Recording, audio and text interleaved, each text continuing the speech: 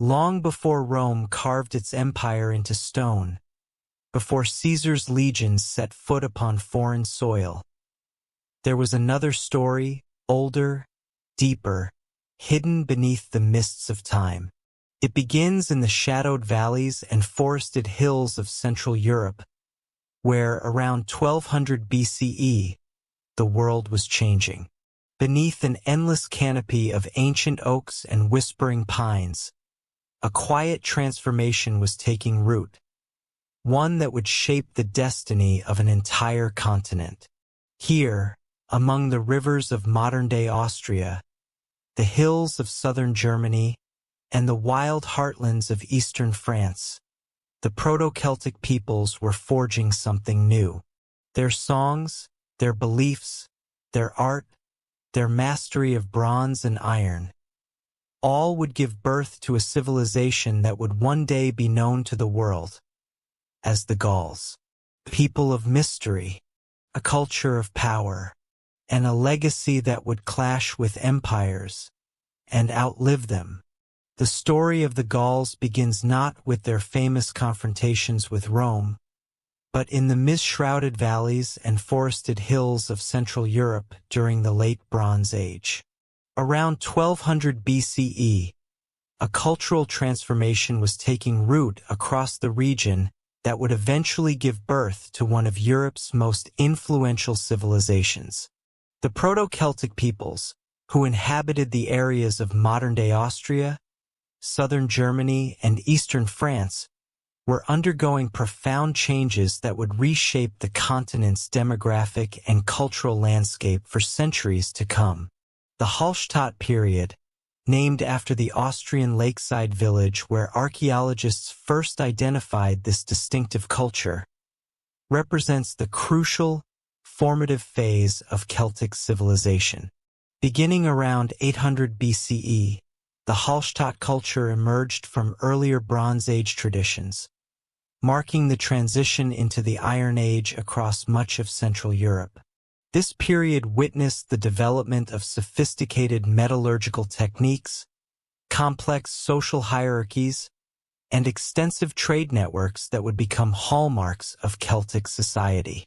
Archaeological excavations at Hallstatt itself have revealed extraordinary evidence of this early Celtic prosperity. The salt mines that gave the settlement its economic foundation have preserved organic materials that normally decay, providing historians with an unprecedented window into daily life during this period. Leather clothing, wooden tools, and even human remains have emerged from the salt-preserved depths, showing a society that had mastered both practical craftsmanship and artistic expression. The famous Hallstatt cemetery, with its over 2,000 graves, demonstrates clear social stratification through burial goods that range from simple pottery vessels to elaborate bronze and iron weapons adorned with intricate geometric patterns. The transition from bronze to iron technology represented more than a simple change in materials. Iron ore was far more abundant than the copper and tin required for bronze production, democratizing access to metal tools and weapons. This technological shift enabled population growth and territorial expansion, as communities could now equip larger numbers of warriors and clear more land for agriculture using superior iron implements. The Hallstatt smiths developed sophisticated techniques for working iron, creating weapons that were both functional and aesthetically striking. Their long iron swords, with distinctive anthropomorphic hilts featuring stylized faces, became symbols of warrior status and technological prowess. The Proto-Celtic peoples of the Hallstatt period were not a unified political entity, but rather a collection of related tribes sharing similar languages, religious practices, and material culture. Linguistic evidence suggests that the Celtic language family was already differentiating into distinct branches during this period, with the ancestors of Gaulish, Brittonic, and Gridelic languages beginning to diverge. These linguistic developments paralleled the geographic spread of Celtic-speaking peoples across an increasingly vast territory. Trade networks during the Hallstatt period extended far beyond the Celtic heartland. Mediterranean goods, including Greek pottery and Etruscan bronzes, appear in elite burials throughout the region, indicating extensive commercial contacts with the developing urban civilizations of the south. The famous Vix burial in Burgundy, dating to around 500 BCE, contained a massive bronze crater of Greek manufacture, demonstrating the wealth and international connections of Celtic elites. This trade was not merely passive importation. Celtic craftsmen adapted foreign techniques and styles to their own aesthetic traditions, creating hybrid forms that would influence European art for centuries. The spread of Celtic culture across Western Europe occurred through a combination of migration, cultural diffusion, and conquest. Beginning around 700 BCE, Celtic-speaking peoples began moving westward into what is now France, establishing settlements that would become the foundation of Gallic civilization. These migrations were not sudden invasions, but gradual movements of families and clans seeking new agricultural land and trading opportunities. The migrants brought with them their distinctive material culture, religious practices, and social organization, gradually transforming the cultural landscape of Western Europe. The establishment of Latin culture around 450 BCE marked a new phase in Celtic development. Named after the Swiss lakeside site where distinctive artifacts were first discovered, Latin culture represented a flowering of Celtic artistic achievement and technological innovation. The Latin style, characterized by flowing curvilinear designs, stylized animal motifs, and complex interlacing patterns, emerged from the geometric traditions of Hallstatt art, but achieved new levels of sophistication and expressiveness. Latin metalworkers developed techniques that surpassed their Hallstatt predecessors in both technical skill and artistic vision. Their bronze work featured intricate repoussed decorations, while their iron weapons combined deadly efficiency with stunning beauty. The famous Battersea shield, though dating to the later Latin period, exemplifies the artistic heights achieved by Celtic craftsmen.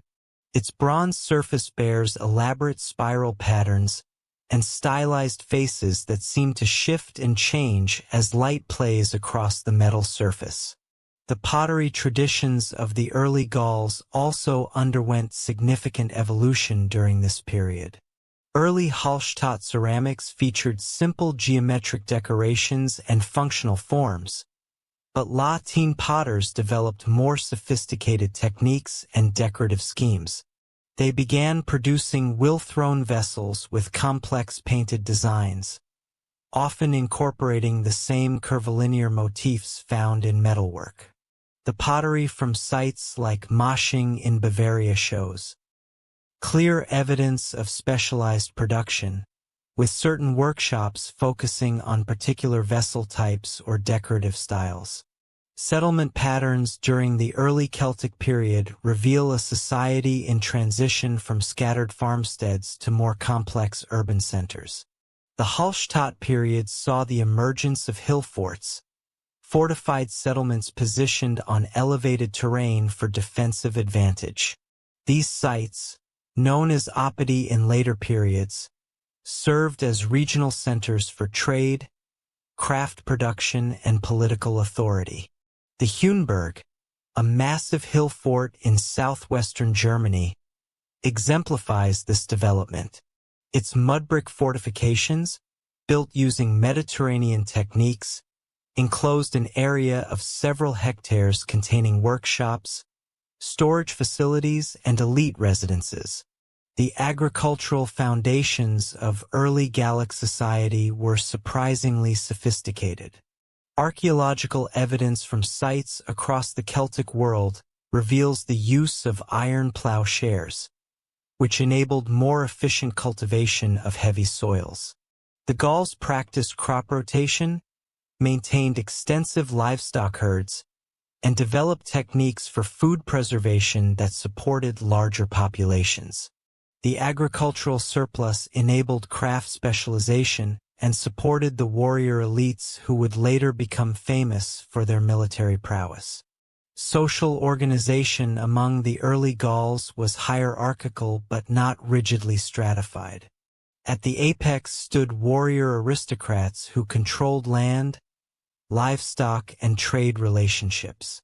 These elites were buried with elaborate grave goods, including weapons, jewelry, and imported luxury items that proclaimed their status and wealth. Below them were free farmers, craftsmen, and traders who formed the backbone of Celtic society. At the bottom were slaves, often prisoners of war or debtors, who performed agricultural labor and domestic service. The religious practices of the early Gauls centered on natural features like springs, groves, and hilltops, which were considered sacred spaces where the divine world intersected with human experience. Votive offerings of weapons, jewelry, and other valuable items were deposited in rivers and lakes, creating underwater treasure troves that have provided archaeologists with invaluable insights into Celtic religious beliefs. The famous Gundestrup cauldron, though dating to the later Latine period, illustrates the complexity of Celtic religious imagery with its depictions of gods, goddesses, and ritual scenes. The Druids, the priestly class that would later fascinate Roman observers, likely emerged during this early period as specialists in religious ritual, legal procedures, and oral tradition. Though direct evidence for Druidism in the Hallstatt period is limited, the complex religious symbolism found in elite burials suggests the existence of a sophisticated priesthood responsible for maintaining religious knowledge and conducting important ceremonies.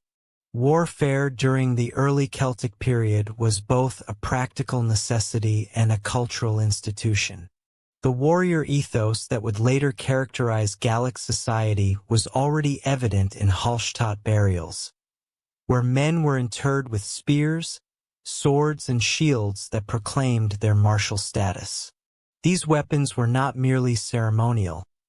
Analysis of skeletal remains reveals evidence of violent deaths and healed battle wounds that testify to the reality of intertribal conflict. The early Gauls developed distinctive military technologies that would influence European warfare for centuries. Their long iron swords, designed for slashing rather than thrusting, required new fighting techniques and tactical formations. Celtic shields, typically oval or rectangular and constructed of wood covered with leather and metal fittings, provided protection while allowing for aggressive offensive action. The famous carnix, a bronzeware trumpet shaped like a boar's head, produced haunting sounds that could be heard over the din of battle, coordinating attacks and demoralizing enemies. By 500 BCE, the Celtic peoples of Gaul had developed a complex society that would endure for centuries until the Roman conquest. This mature Gallic civilization represented the culmination of centuries of cultural evolution, technological advancement, and social organization that had begun during the Hallstatt period. The tribal societies that emerged across the territories of modern France, Belgium, and parts of Germany, Switzerland, and northern Italy displayed remarkable sophistication in their political structures, economic systems, and cultural achievements. The social hierarchy of Gallic society was built upon three distinct classes that Caesar would later describe in his commentaries, though his Roman perspective sometimes obscured the nuances of Celtic social organization. At the apex stood the Druids, a priestly class that wielded enormous influence across tribal boundaries. Unlike the warrior aristocrats who dominated through military might and landed wealth, The Druids derived their authority from their monopoly over religious knowledge, legal expertise, and educational functions.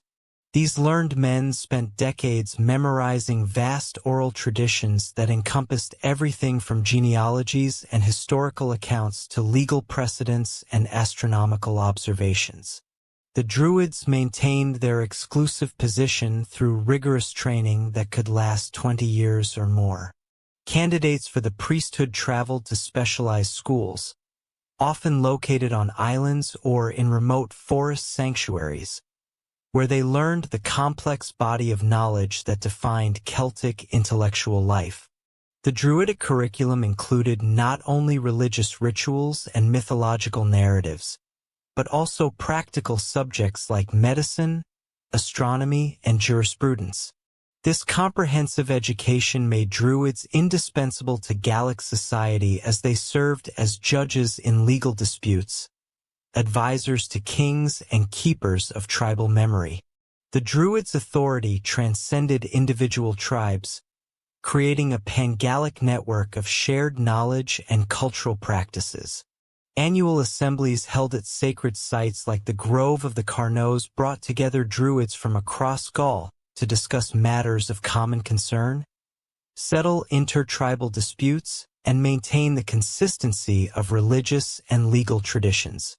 These gatherings reinforced the cultural unity that bound the otherwise politically fragmented Gallic tribes together.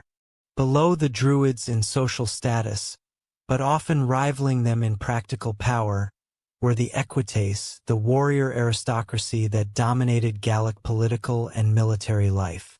These men controlled vast estates, worked by dependent farmers and slaves, maintained private armies of sworn followers, and competed fiercely for honor and influence within their tribes.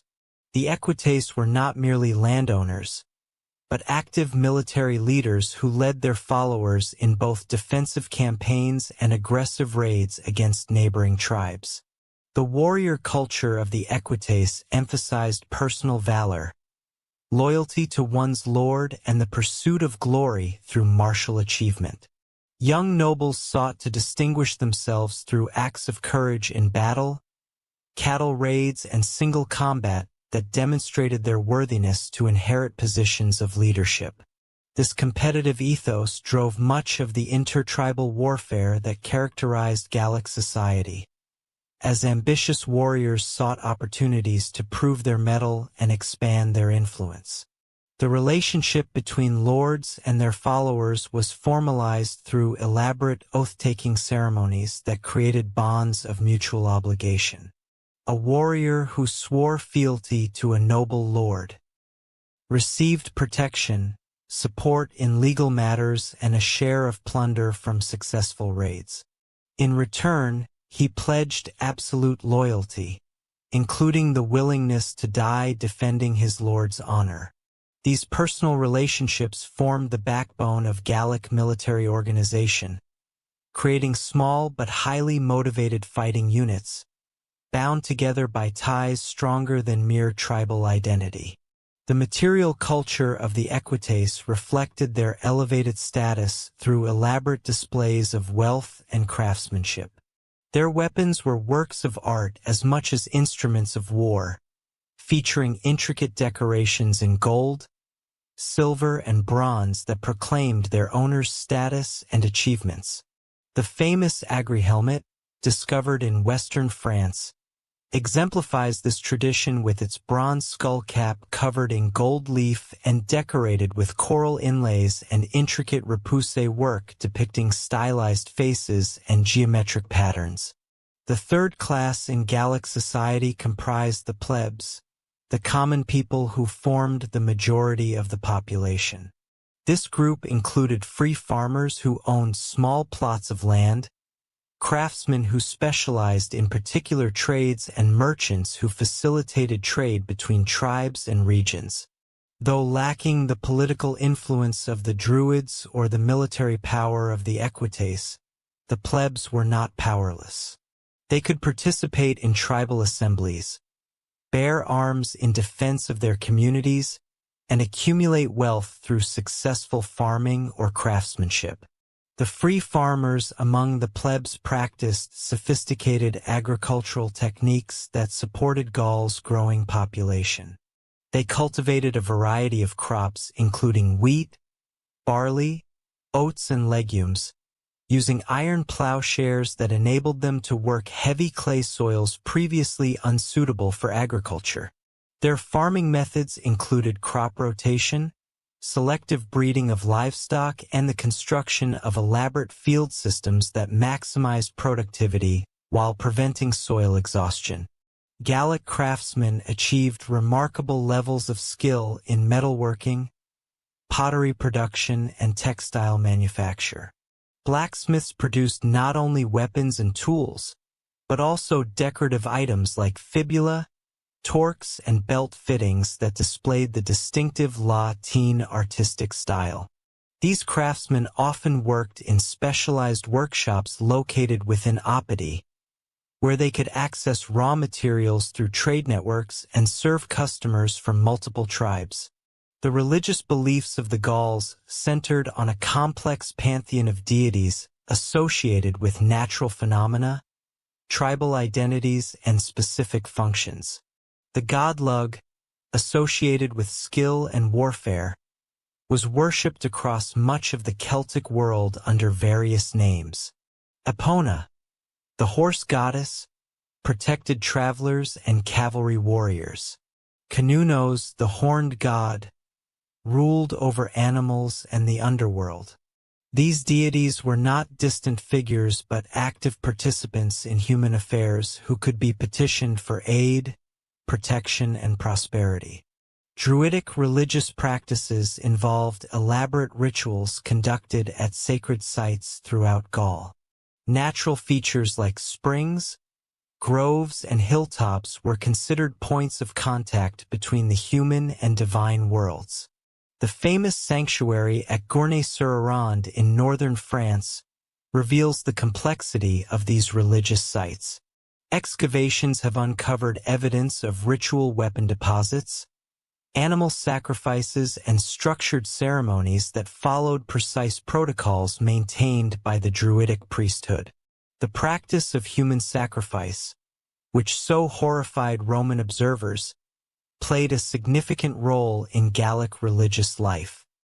Archaeological evidence from sites like Ribemontserencer shows that captured enemies were sometimes ritually killed and their bodies displayed as offerings to the gods. These sacrifices were not random acts of carefully orchestrated ceremonies designed to secure divine favor for the tribe. The Druids who conducted these rituals believed that human life was the most valuable offering that could be made to the gods, particularly in times of crisis or before major military campaigns. Ritual deposits in rivers, lakes, and bogs represent another important aspect of Gallic religious practice. The Gauls regularly threw valuable objects into bodies of water as offerings to aquatic deities. The famous hoard from Lynserig in Wales, though dating to the later Latine period, illustrates this practice with its collection of weapons, tools, and decorative items that were deliberately deposited in a lake over several centuries. These underwater sanctuaries served as repositories for communal wealth and symbols of tribal identity. The economic foundation of Gallic society rested on agriculture, but trade networks extending across Europe and into the Mediterranean world provided additional sources of wealth and cultural exchange. The Opdar that emerged during the 2nd and 1st centuries BCE served as focal points for these commercial activities.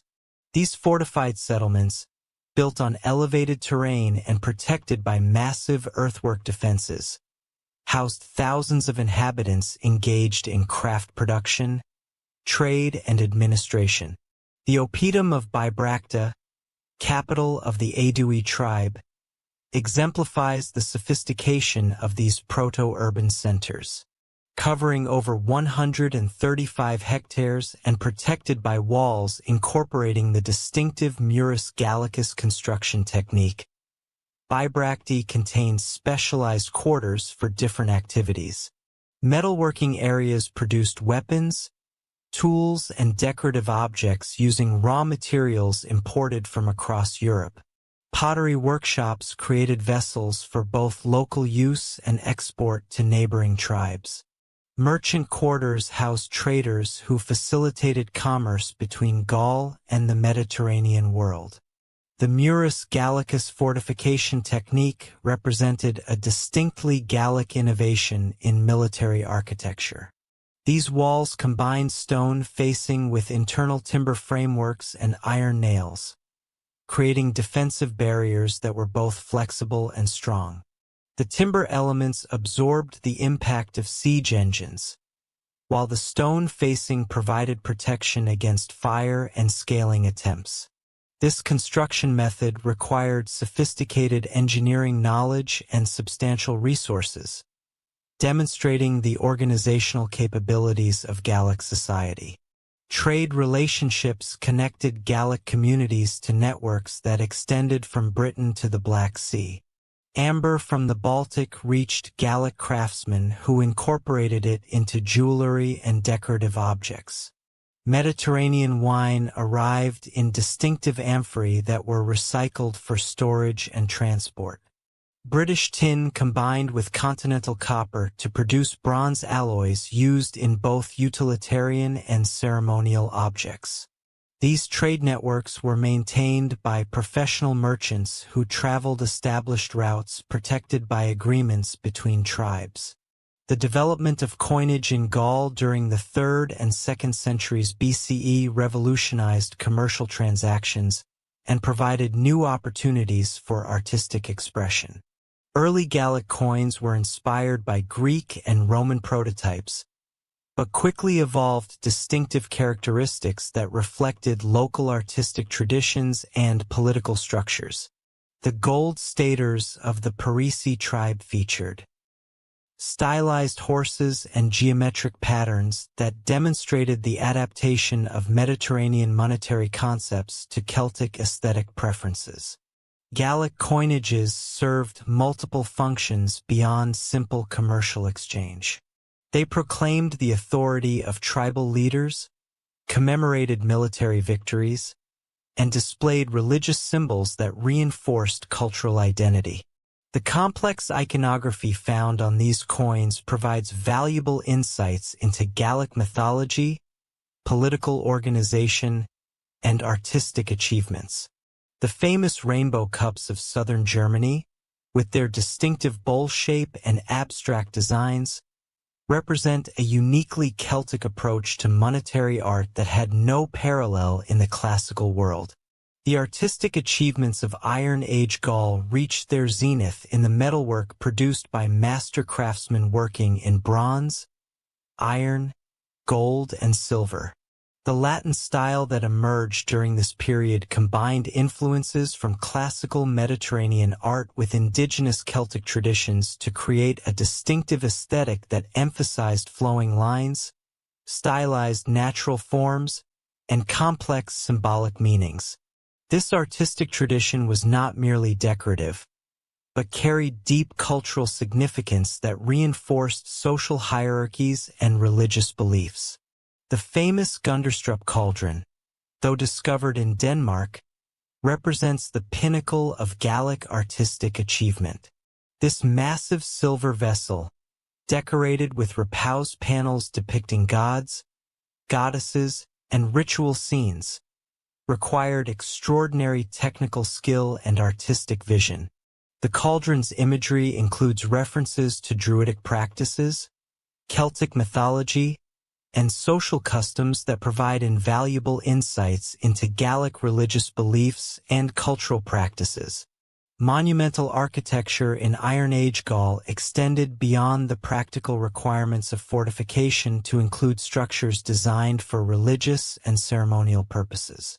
The rectangular enclosures known as Wehrreichschanzen, found primarily in southern Germany and eastern France, served as ritual centers where Druids conducted ceremonies and maintained sacred fires.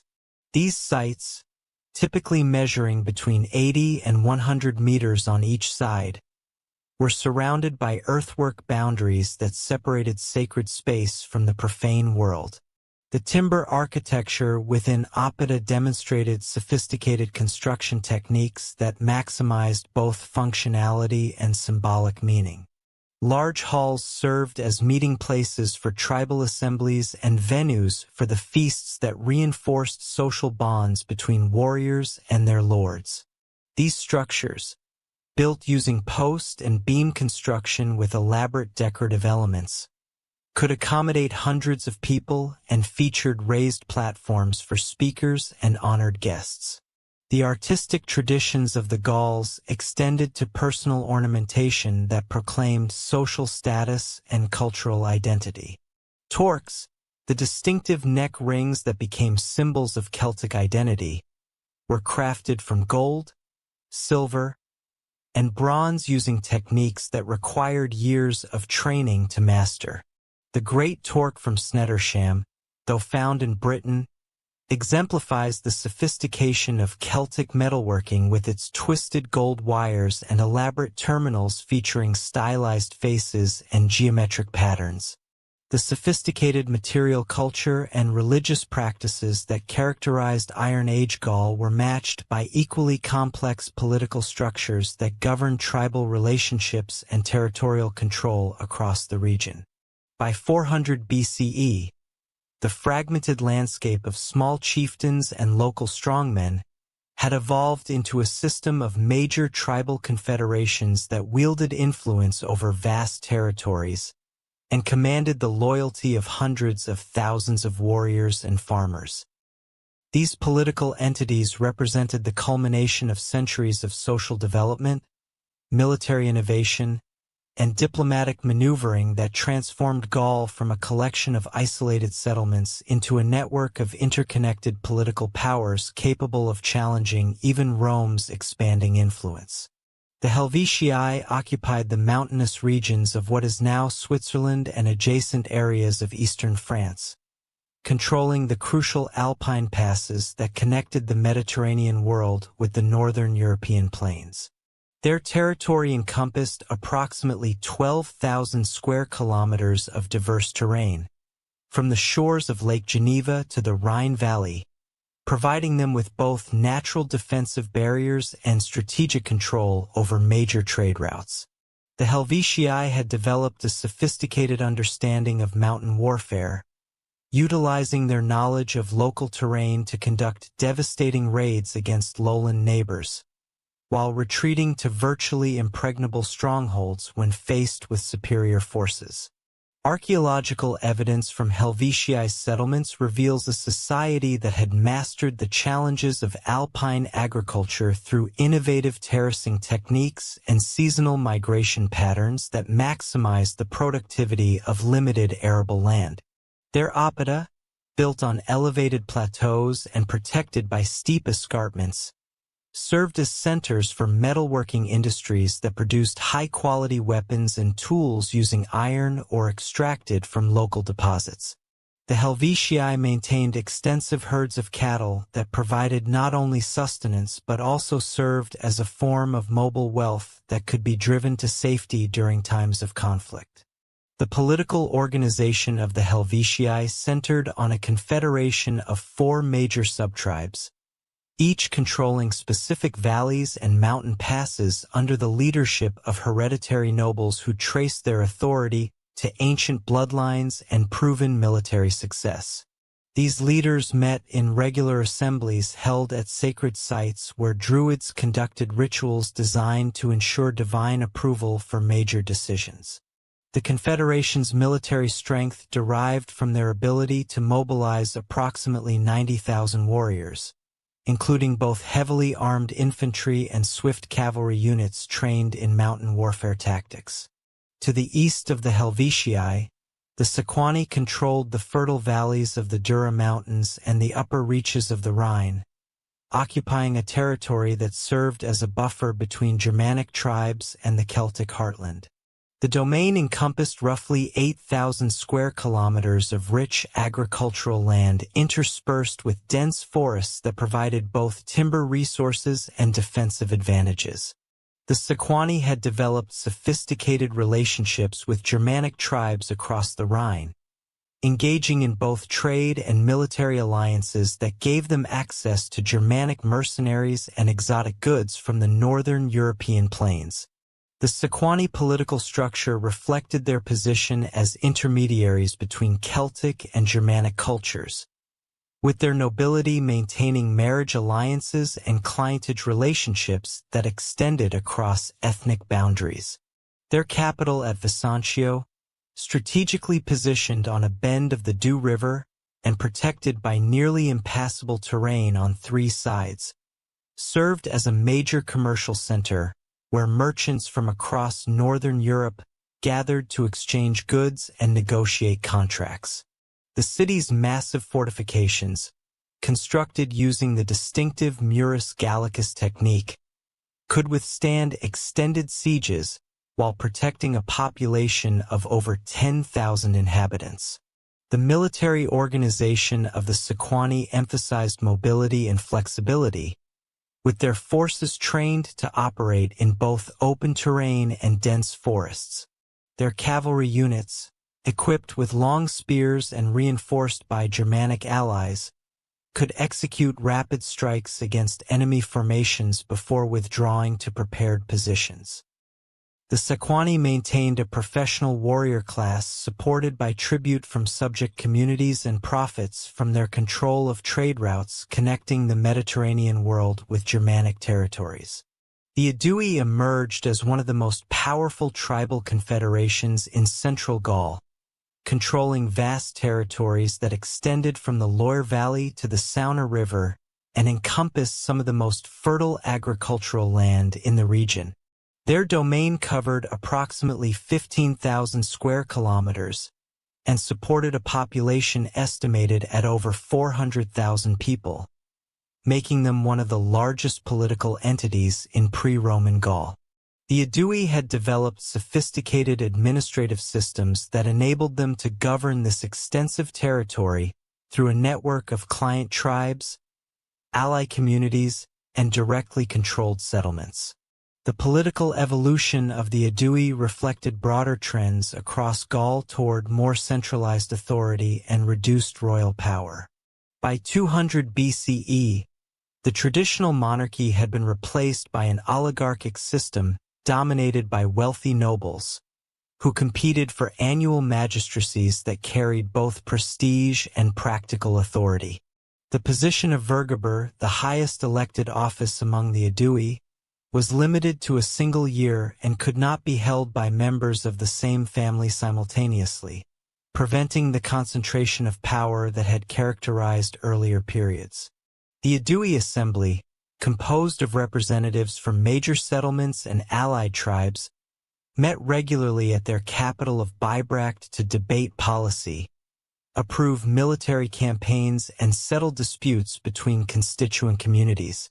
These gatherings involved elaborate ceremonies that reinforced social hierarchies and cultural identity, with druids conducting rituals that legitimized political decisions through divine approval.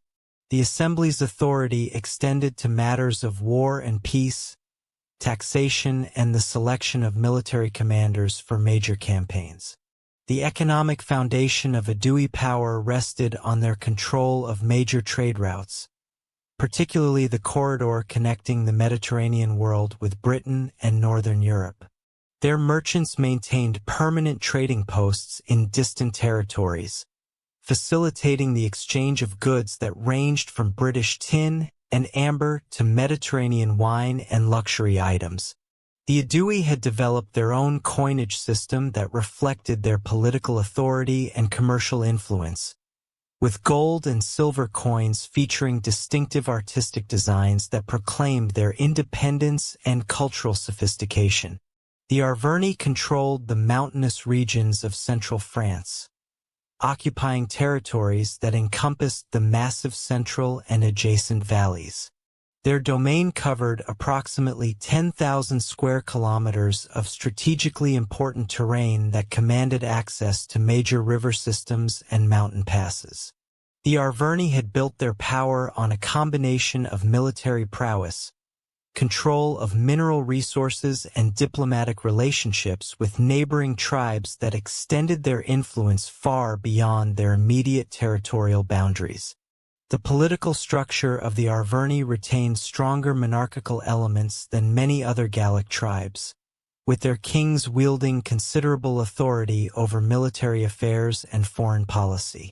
These rulers maintained their position through a combination of hereditary legitimacy, military success, and the distribution of wealth to supporters and allied communities.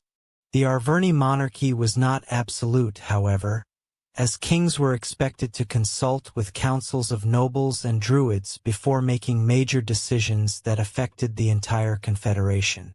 The military strength of the Arverni derived from their ability to mobilize large numbers of warriors trained in mountain warfare and equipped with high-quality weapons produced by local smiths. The cavalry units, mounted on horses bred in the upland pastures of the Massif Central, were particularly effective in the broken terrain that characterized their homeland.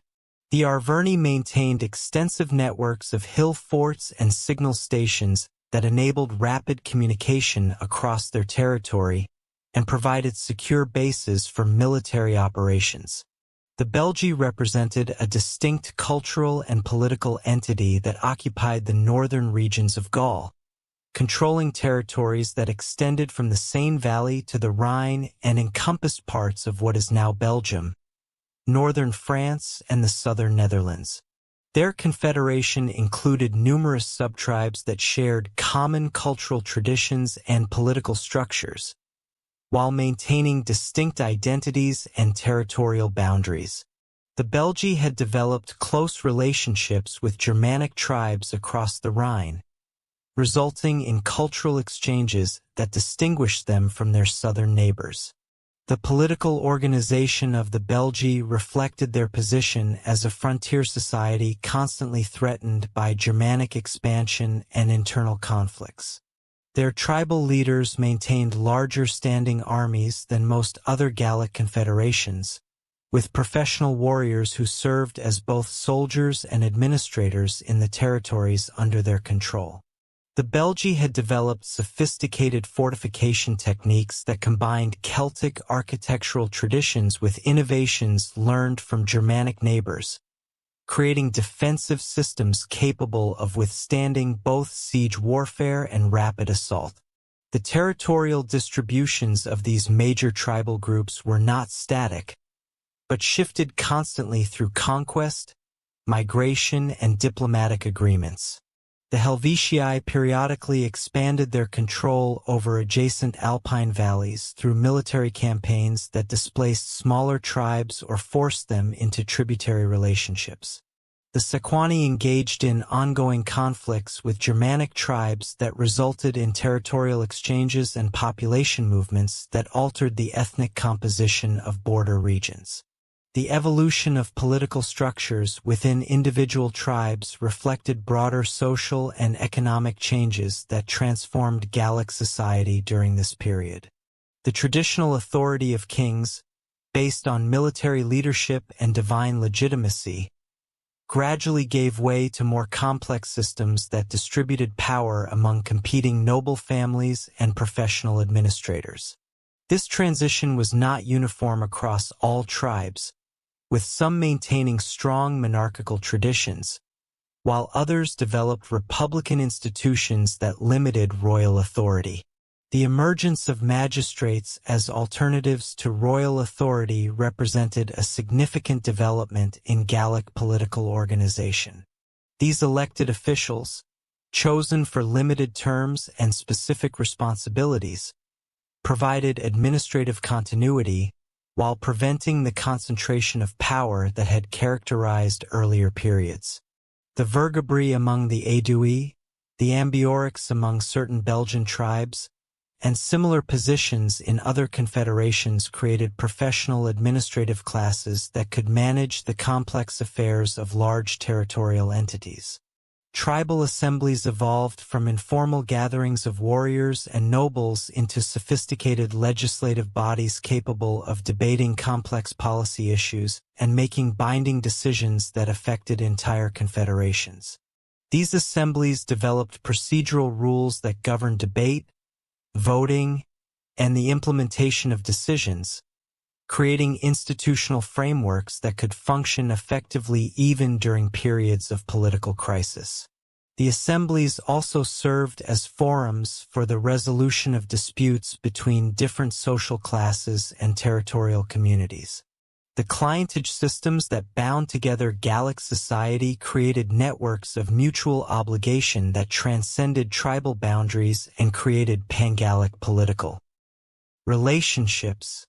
Powerful nobles maintained clients among multiple tribes, creating personal alliances that could be activated during times of conflict or political crisis.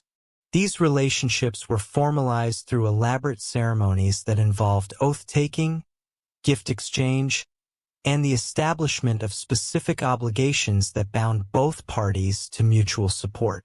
The role of Druids in political affairs extended beyond their religious functions to include diplomatic activities that facilitated negotiations between hostile tribes and the maintenance of legal traditions that governed intertribal relationships. Druidic schools served as neutral meeting places where representatives of different tribes could negotiate agreements without fear of treachery or violence. The Druids' knowledge of legal precedents and their reputation for impartiality made them valuable mediators in complex disputes that threatened to escalate into warfare.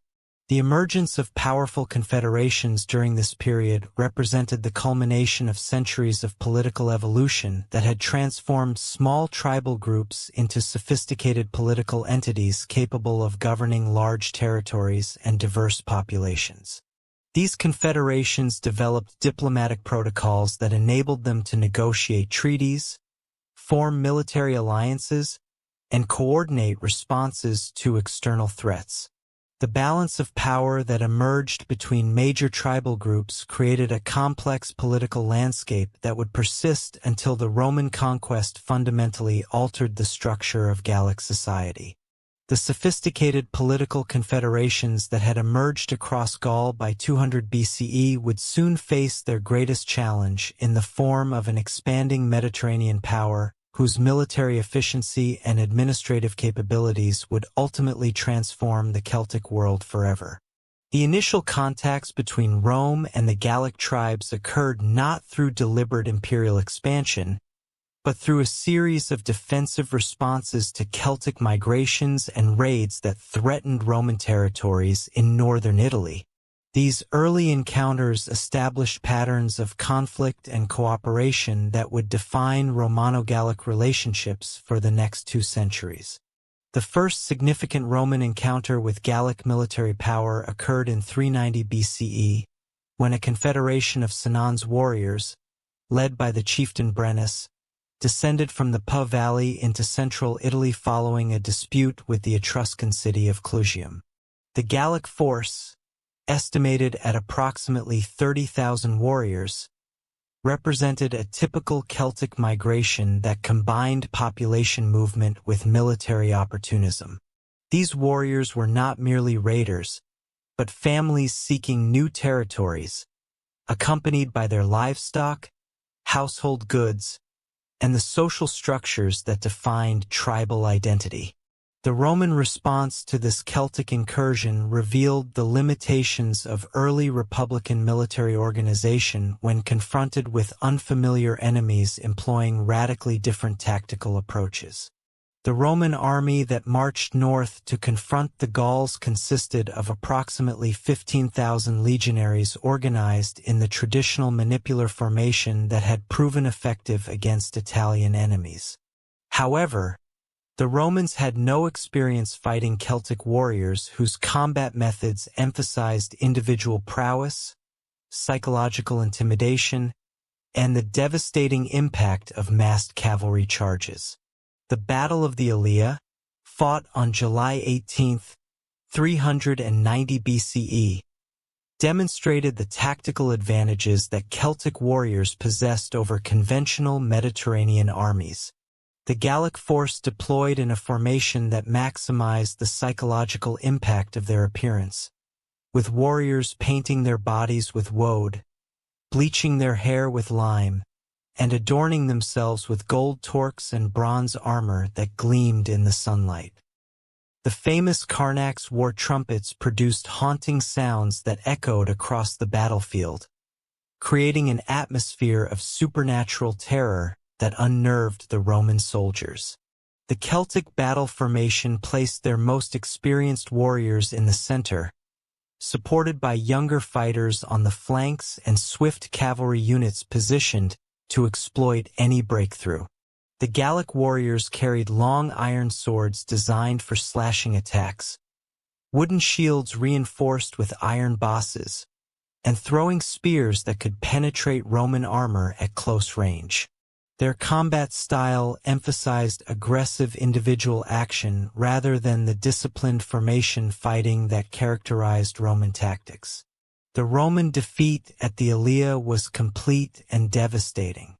The legionaries, unprepared for the ferocity of the Celtic charge and the psychological impact of their war cries, broke formation and fled towards Rome. The Gallic pursuit was relentless, with Celtic cavalry cutting down fleeing soldiers and capturing the military standards that represented Roman honor and divine protection. The disaster left Rome virtually defenseless, with only a small garrison remaining to protect the capital while the main army scattered across the countryside. The subsequent sack of Rome lasted for 7 months, during which the Gallic warriors systematically looted the city while maintaining their siege of the capital. The Senans demonstrated their understanding of siege warfare by constructing earthworks and maintaining constant pressure on the Roman defenders. However, their primary interest lay in acquiring portable wealth rather than permanent conquest, reflecting the traditional Celtic approach to warfare as a means of obtaining prestige and resources rather than territorial expansion. The ransom negotiations that eventually ended the siege revealed the pragmatic nature of Celtic warfare and the Romans' desperate situation.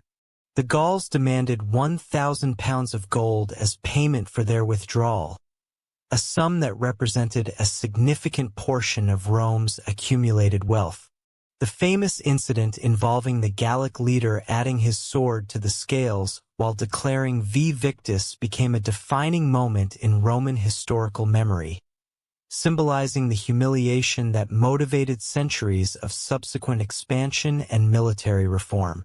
The long-term consequences of the Gallic sack extended far beyond the immediate destruction and financial loss. The Romans implemented comprehensive military reforms that addressed the tactical deficiencies revealed by their defeat.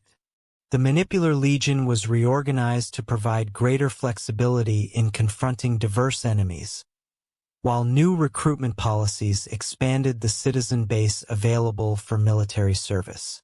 The construction of the Servian Wall around Rome reflected the city's determination to prevent future disasters through improved fortifications.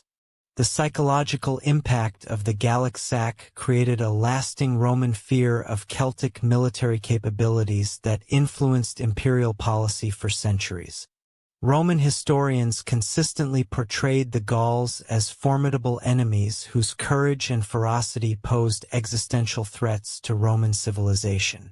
This perception, while containing elements of propaganda, reflected genuine respect for Celtic military achievements and awareness of the challenges involved in conquering Gallic territories. The gradual Roman conquest of Cisalpine Gaul during the 3rd and 2nd centuries BCE provided extensive experience in fighting Celtic enemies and established the military precedents that would later be applied during the conquest of Transalpine Gaul. The Gallic tribes of northern Italy, including the Insubres, Boii, and Senans, had established powerful confederations that controlled fertile agricultural territories and strategic mountain passes. These tribes had developed sophisticated relationships with Mediterranean powers, serving as mercenaries in various conflicts while maintaining their independence through military strength and diplomatic maneuvering. The Roman campaigns into Cisalpine Gaul revealed the evolution of both Roman and Celtic military capabilities since the disaster at the Alesia. The reformed Roman legions demonstrated superior discipline and tactical flexibility, while Celtic warriors had adopted new weapons and armor influenced by contact with Mediterranean civilizations. The conflicts featured extended sieges of heavily fortified oppida, cavalry engagements across the Valley plains, and mountain warfare in the Alpine foothills that tested both armies' adaptability and endurance. The Battle of Telamon in 225 BCE marked a decisive moment in the Roman conquest of Cisalpine Gaul, demonstrating the effectiveness of coordinated Roman strategy against Celtic forces. The Gallic army, comprising approximately 70,000 warriors from multiple tribes, had invaded Roman territory in response to colonial settlements that threatened traditional Celtic lands. The Roman response involved two separate armies totaling about 150,000 men, including allied contingents that provided cavalry and specialized troops. The tactical deployment at Telamon showcased the Romans' ability to coordinate complex military operations across difficult terrain. The Gallic force found itself trapped between two Roman armies, with their traditional mobility neutralized by careful Roman positioning. The battle featured intense fighting that lasted throughout the day, with Celtic warriors demonstrating their characteristic courage, while Roman discipline and superior numbers gradually prevailed. The defeat effectively ended organized Celtic resistance in northern Italy and established Roman control over the region. The Cimbrian and Teutonic invasions of the late 2nd century BCE created a new crisis that brought Roman armies into direct contact with Gallic territories for the first time since the conquest of Cisalpine Gaul. These Germanic migrations, involving an estimated 300,000 people including warriors, families, and livestock, represented a demographic catastrophe that threatened to destabilize the entire region. The migrating tribes had overwhelmed Celtic defenses in their original territories and were seeking new lands in the more fertile regions of southern Gaul and northern Italy. The initial Roman response to the Germanic threat revealed significant weaknesses in republican military organization and command structure. The armies led by Gnaeus Carbo and Marcus Junius Silanus suffered devastating defeats that demonstrated the Romans' continued vulnerability to unconventional enemies, employing unfamiliar tactics.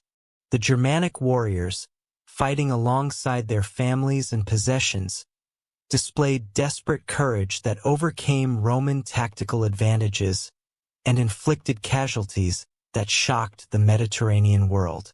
The crisis deepened when the combined Germanic forces defeated a large Roman army at Orazio in 105 BCE, killing an estimated 80,000 Roman soldiers and allies in one of the worst military disasters in Republican history. The defeat exposed the Rhine frontier to Germanic penetration and threatened the stability of Roman control over southern Gaul. The standardization of weapons and tactics enabled Roman commanders to execute complex maneuvers that maximized their advantages in discipline and coordination. The Battle of Aquae Sextii in 102 BCE showcased Marius' tactical innovations and the improved capabilities of the reformed legions. The Roman army, totaling approximately 32,000 men, faced a Germanic force estimated at 200,000 warriors and their families. Marius employed a defensive strategy that forced the Germanic warriors to attack uphill against prepared positions, negating their numerical advantage and exposing them to concentrated missile fire from Roman auxiliaries. The victory at Aquae Sextii was followed by an even more decisive triumph at Vercelli in 101 BCE, where Marius destroyed the remaining Germanic forces and ended the invasion threat. These campaigns established Roman military supremacy in Gaul and demonstrated the effectiveness of professional legions against Celtic and Germanic enemies. The victories also provided valuable experience in operating across the diverse terrain of Gaul, from Mediterranean coastal plains to alpine valleys and forested highlands. The establishment of Gallia Narbonensis in 121 BCE represented Rome's first permanent territorial acquisition in Transalpine Gaul, creating a strategic corridor that connected Italy with Spain while providing a base for future expansion.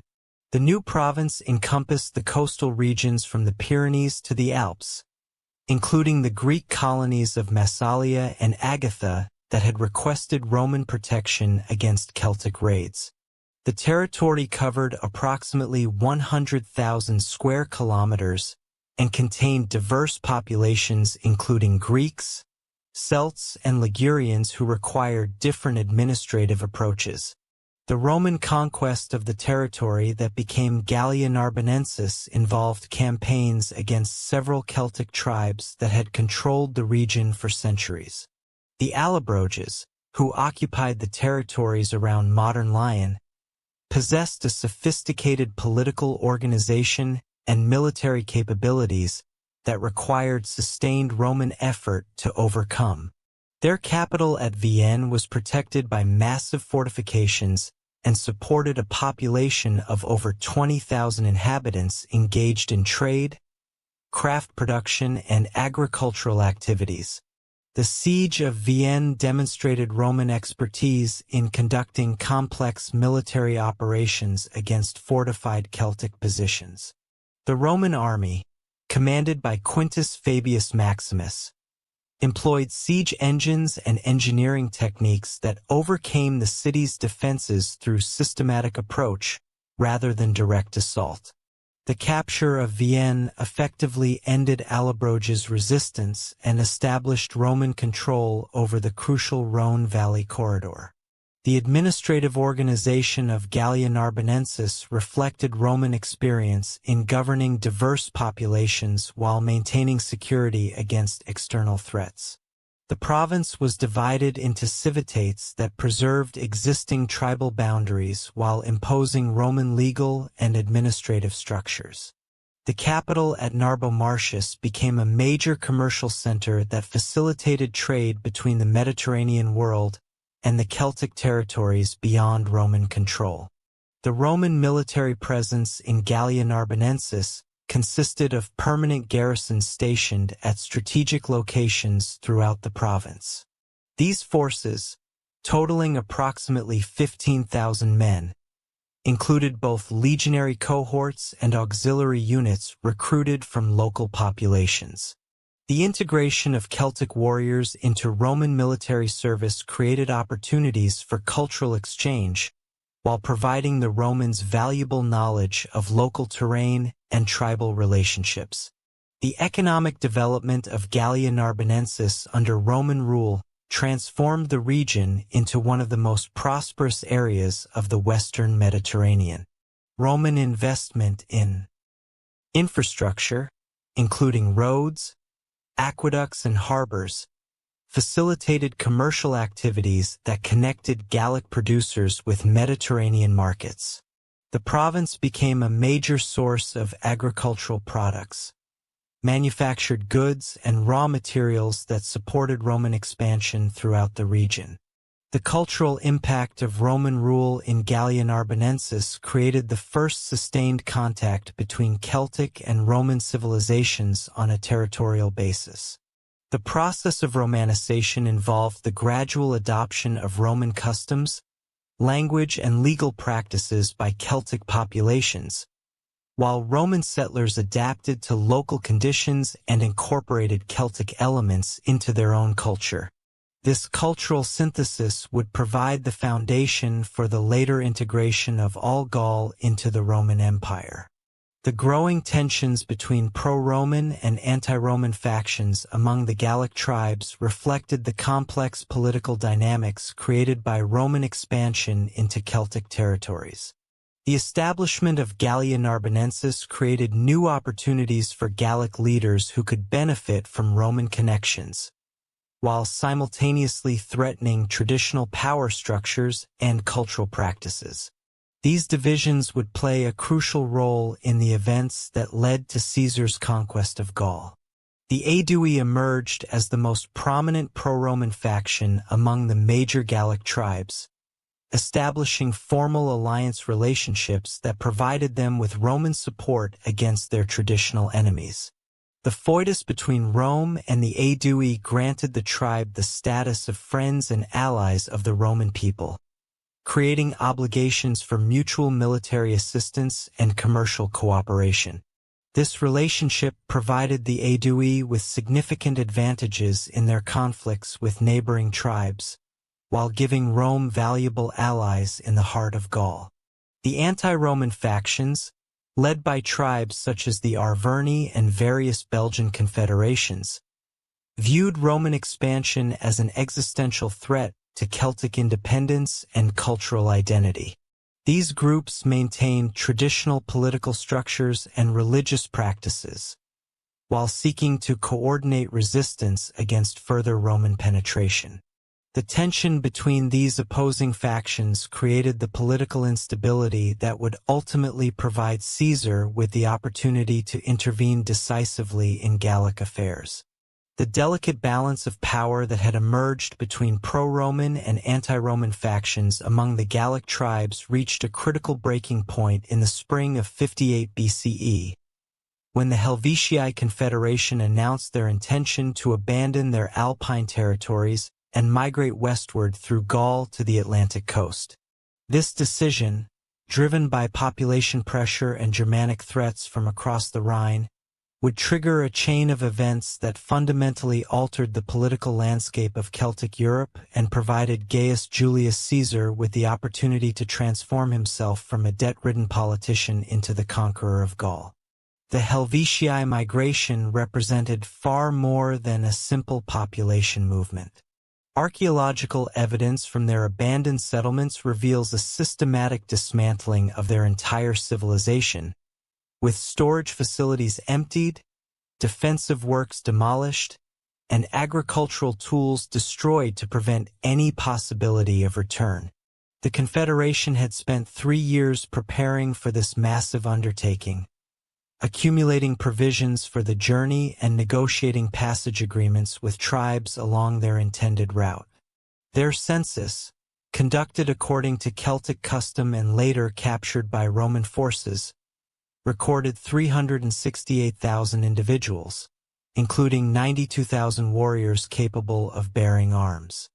The logistical challenges of moving such a vast population across hundreds of kilometers of contested territory required unprecedented organizational capabilities. The Helvetii had constructed thousands of wagons to transport their elderly, children, and essential supplies, creating a moving city that stretched for dozens of kilometers along mountain paths and river valleys. Their livestock herds, numbering in the tens of thousands, provided both sustenance and portable wealth that could be traded for passage rights or military support from neighboring tribes. The migration route chosen by the Helvetii leadership reflected their understanding of both geographic constraints and political realities. The direct path through the Rhine Valley was blocked by Germanic tribes whose hostility made passage impossible, while the southern route through Roman territory and Gallia Narbonensis would require negotiating with authorities who might view such a massive movement as a threat to provincial security. The Helvetii therefore planned to travel through the territories of the Sequani and Aedui, relying on traditional Celtic obligations of hospitality, and their reputation as formidable warriors to secure safe passage. Caesar's initial response to reports of the Helvetii migration revealed his immediate recognition of both the threat and the opportunity presented by this unprecedented situation. As proconsul of Gallia Narbonensis and Cisalpine Gaul, he possessed the authority to protect Roman territories and allies from external threats, but the legal justification for intervention in the internal affairs of independent Gallic tribes remained questionable. The Helvetii request for passage through Roman territory provided Caesar with the pretext he needed to mobilize his forces and position himself as the defender of Roman interests in Gaul. The Roman military response began with the rapid deployment of the 10th Legion from its winter quarters in Cisalpine Gaul to the vicinity of Geneva, where the Helvetii had requested permission to cross the Rhone River through Roman territory.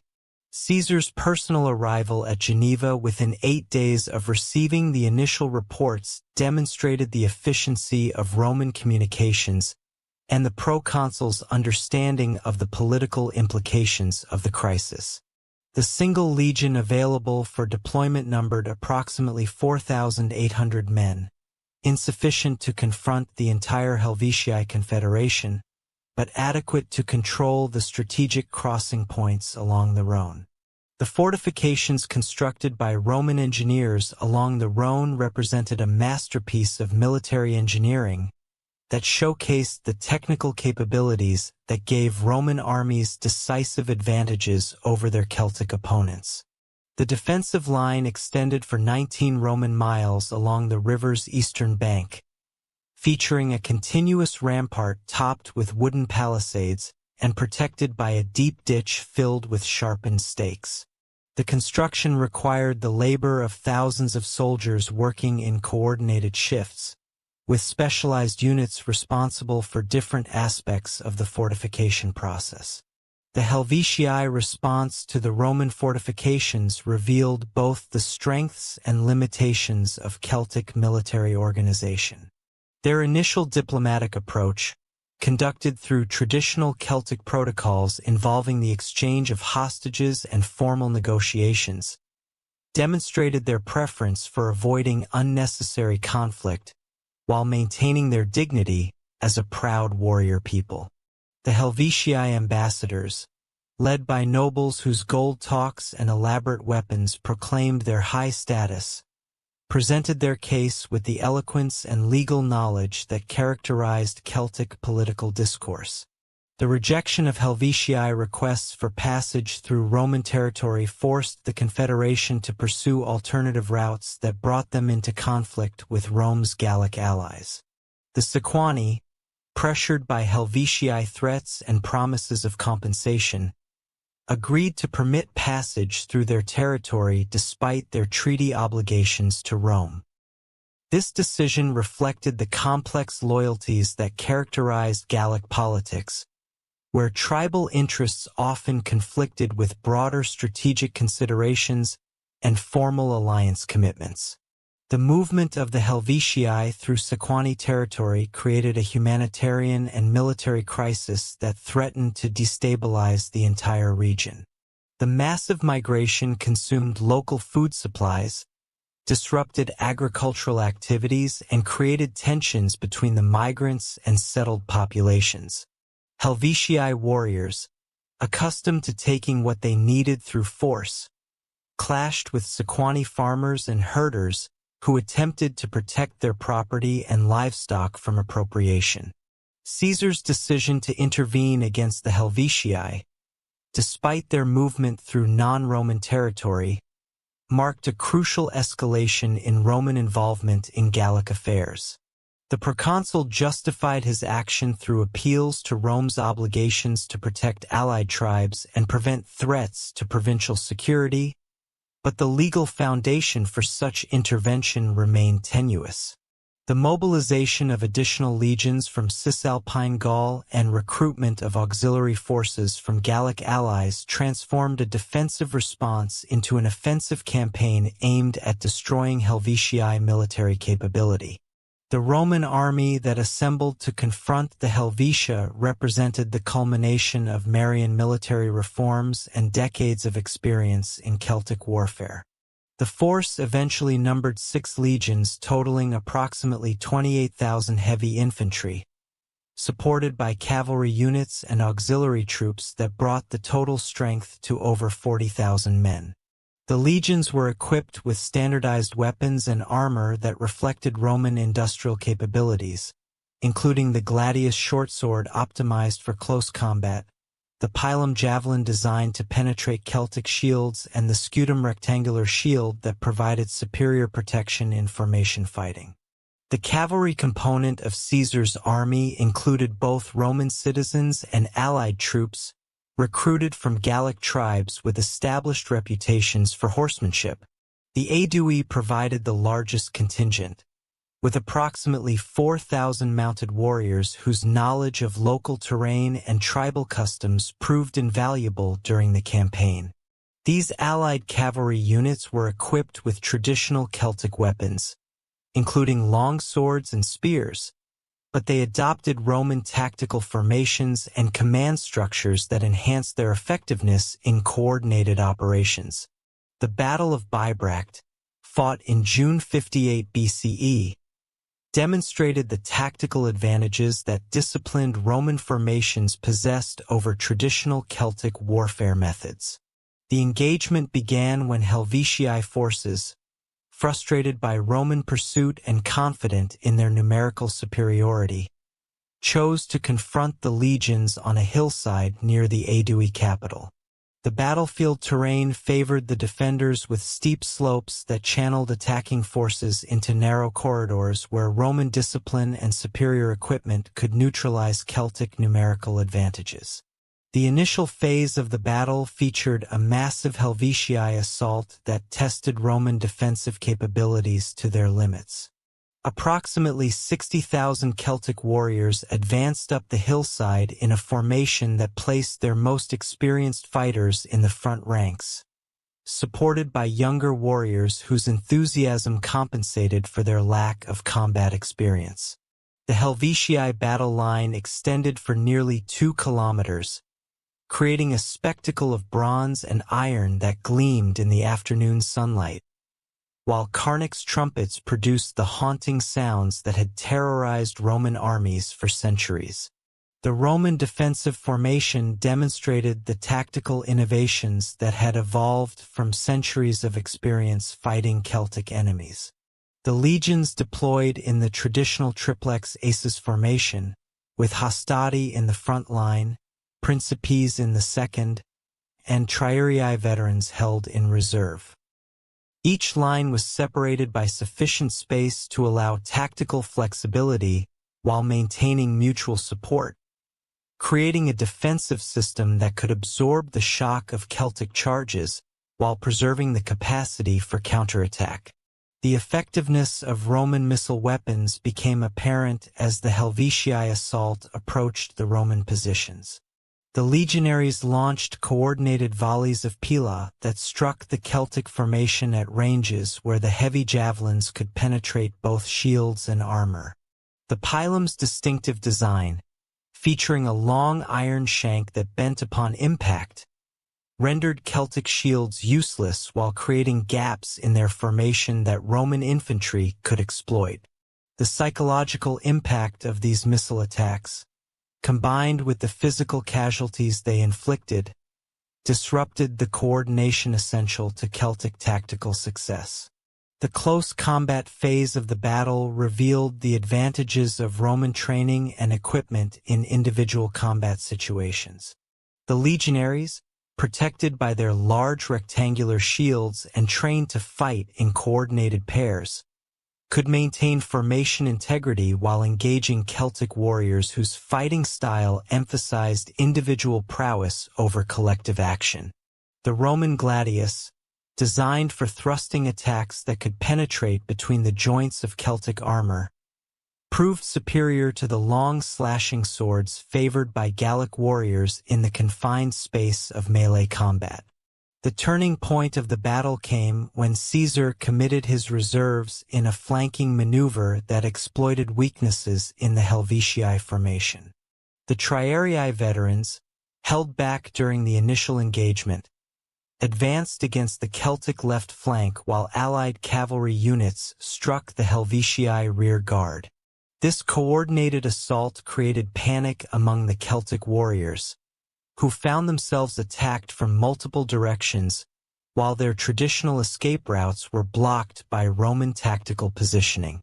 The pursuit phase of the battle demonstrated Roman discipline and the devastating effectiveness of coordinated military operations.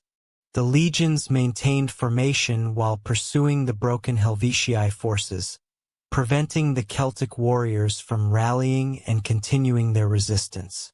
The Roman cavalry, supported by Gallic allies familiar with local terrain, conducted a relentless pursuit that captured thousands of fleeing warriors and destroyed the Confederation's capacity for further military action. The aftermath of Bibracte revealed the comprehensive nature of Roman victory and the transformation of the Helvetii from a powerful confederation into a defeated people seeking survival. The Roman forces captured the Helvetii camp, which contained their entire civilian population, including women, children, and elderly individuals who had been unable to participate in the battle.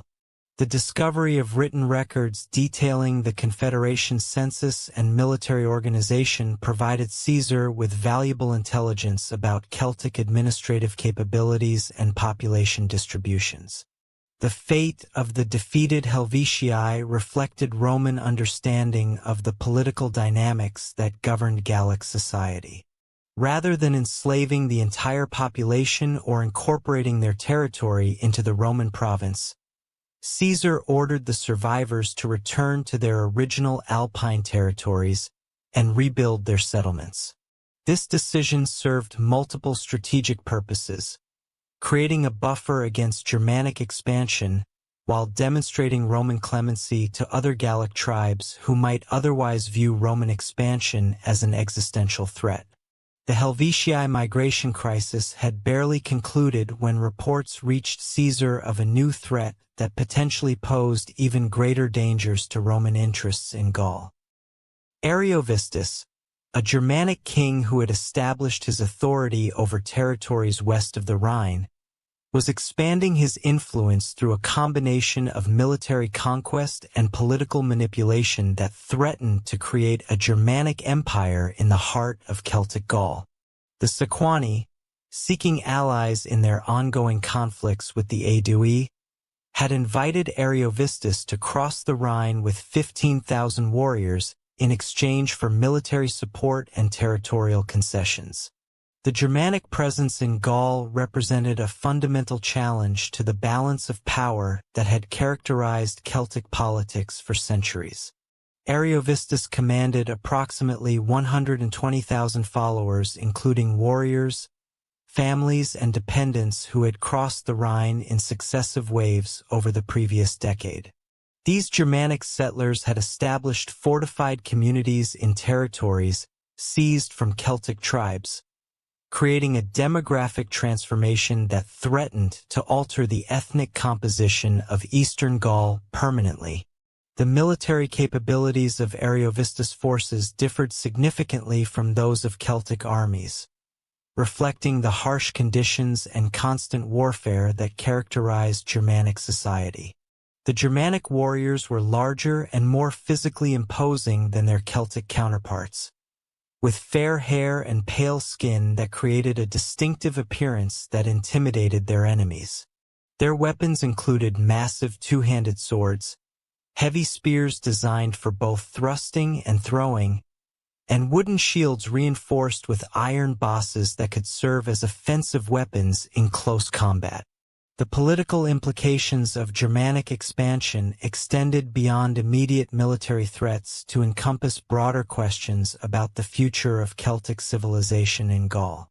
The Germanic tribes practiced different religious customs, social organization, and legal traditions that were incompatible with Celtic cultural practices. Their expansion represented not merely territorial conquest, but cultural replacement that would fundamentally alter the character of Gallic society if allowed to continue unchecked. The Aedui appeal to Rome for assistance against Ariovistus provided Caesar with the legal justification he needed to intervene in what might otherwise have been viewed as an internal Gallic conflict. The formal treaty between Rome and the Aedui created obligations for mutual military assistance that required Roman intervention when the tribe faced threats beyond its capacity to resist. The Aedui embassy to Rome, led by their most prominent nobles, presented evidence of Germanic atrocities and territorial seizures that violated established Celtic customs and threatened regional stability. Caesar's initial diplomatic approach to Ariovistus reflected Roman preferences for resolving conflicts through negotiation rather than warfare when possible. The proconsul dispatched envoys to the Germanic king requesting a meeting to discuss the territorial disputes and establish boundaries that would prevent future conflicts. The Roman diplomatic mission included interpreters familiar with Germanic customs and sufficient military escort to ensure the ambassador's safety while demonstrating Roman strength and determination. The Germanic response to Roman diplomatic overtures revealed Ariovistus' understanding of his strategic position and his confidence in his military capabilities. The king's rejection of Roman demands for territorial concessions was accompanied by threats against Roman allies and assertions of Germanic rights to conquered territories. Ariovistus claimed that his presence in Gaul was legitimate according to the customs of war, and that Roman interference in Germanic affairs was unjustified and unwelcome. The breakdown of diplomatic negotiations forced Caesar to prepare for military action against an enemy whose capabilities and intentions remain largely unknown. The intelligence gathered by Roman scouts and allied informants suggested that Ariovistus commanded forces comparable in size to those of major Celtic confederations, but with superior individual fighting skills and unfamiliar tactical methods. The Germanic army included significant numbers of cavalry mounted on horses bred for size and endurance rather than speed, creating mobile striking forces capable of devastating raids against Roman supply lines. The Roman military preparations for the campaign against Ariovistus revealed the logistical challenges involved in conducting operations in the interior of Gaul. The army required vast quantities of supplies including food, weapons, and equipment that had to be transported across hundreds of kilometers of potentially hostile territory. The establishment of supply bases and communication lines demanded the cooperation of allied tribes and the construction of fortified depots that could protect essential resources from enemy raids.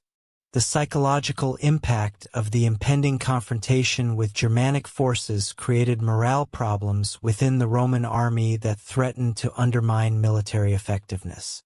Many legionaries had heard exaggerated accounts of Germanic size and ferocity that created fears about their ability to defeat such formidable enemies. The Germanic reputation for taking no prisoners and practicing human sacrifice added supernatural terror to natural concerns about facing unfamiliar opponents in foreign territory. Caesar's response to these morale problems demonstrated his understanding of military psychology and his skills as a commander who could inspire confidence in his troops. The proconsul addressed the entire army in a speech that emphasized Roman military superiority, the justice of their cause, and the opportunities for glory and enrichment that victory would provide. He reminded the legionaries of their recent triumph over the Helvetii and their proven ability to defeat any enemy through discipline, training, and superior equipment.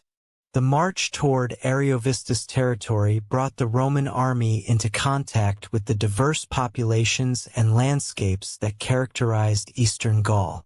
The route passed through territories controlled by various Celtic tribes whose loyalty to Rome remained uncertain, and whose cooperation was essential for the campaign's success. The army's passage required careful diplomacy to secure supplies and prevent the Germanic king from gaining additional allies among disaffected Gallic communities. The systematic conquest of Gallic territories that had characterized Caesar's campaigns from 58 to 53 BCE created underlying tensions that would eventually explode into the most dangerous threat to Roman authority since the Germanic invasions of the previous century. The brutal suppression of the Eburones, the devastating campaigns against the Belgae, and the increasingly harsh treatment of defeated tribes had generated widespread resentment among Celtic populations who had initially viewed Roman expansion with cautious acceptance or even enthusiasm. By the winter of 53 BCE, reports reaching tribal councils across Gaul spoke of Roman atrocities, the enslavement of entire populations, and the systematic destruction of traditional Celtic culture under the guise of civilization and order. The catalyst for what would become the Great Gallic Revolt emerged from the most unlikely source, the Carnaux, a relatively small tribe whose territory encompassed the sacred groves where Druids from across Gaul gathered annually to conduct their most important religious ceremonies. The Carnauers had maintained a precarious neutrality during Caesar's earlier campaigns, neither actively supporting Roman expansion nor joining the various coalitions that had opposed it. Their decision to massacre the Roman merchants and settlers at Cenabum in early 52 BCE represented a calculated act of defiance that deliberately violated the sacred obligations of hospitality that governed Celtic society. The attack on Cenabum was coordinated with precision that demonstrated the sophisticated communication networks maintained by the Druidic orders across Gaul. Within hours of the massacre, signal fires blazed from hilltops throughout Celtic territories, carrying news of the uprising to tribal councils hundreds of kilometers away. The speed of this communication system, which could transmit messages across the entire breadth of Gaul in a single day, revealed organizational capabilities that Roman intelligence had consistently underestimated. The Druids had spent years developing these networks, anticipating the moment when coordinated resistance would become necessary for Celtic survival. The psychological impact of the Cenabum massacre extended far beyond its immediate military significance. The Roman merchants and administrators who died in the attack represented the visible symbols of Roman authority in regions that had submitted to Caesar's rule. Their deaths demonstrated that Roman power was not absolute, and that Celtic warriors retained the capacity to strike back against their conquerors. The brutality of the killings, which included the torture and ritual sacrifice of Roman officials, reflected the depth of Celtic anger and the influence of Druidic teachings that portrayed the Romans as enemies of the gods. The tribal response to the Carnutes action revealed the extent of anti-Roman sentiment that had been building throughout Gaul during Caesar's campaigns.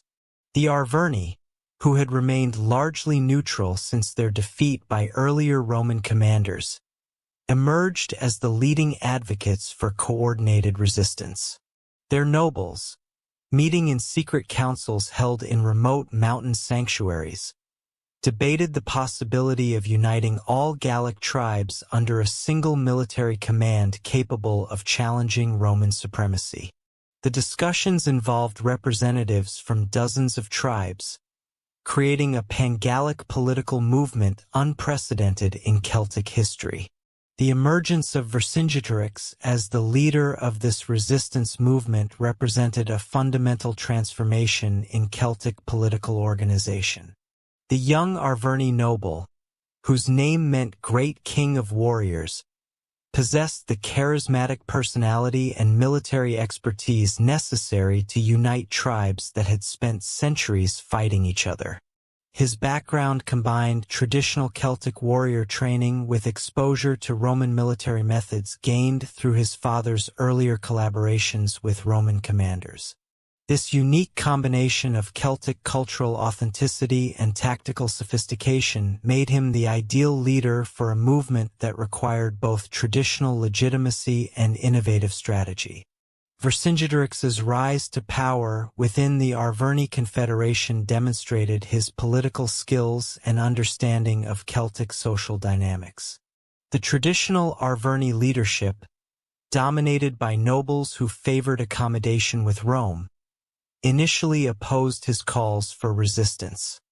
His supporters, drawn primarily from younger warriors and common farmers who had suffered under Roman taxation and land seizures, represented a departure from the aristocratic politics that had previously dominated tribal decision-making. The assembly that elected Vercingetorix as war leader included representatives from social classes that had rarely participated in major political decisions. The military organization that Vercingetorix established reflected his understanding of both Celtic fighting traditions and Roman tactical methods. Rather than relying on the traditional Celtic approach of individual warrior prowess and tribal levies, he created a professional army based on standardized training, coordinated tactics, and unified command structure.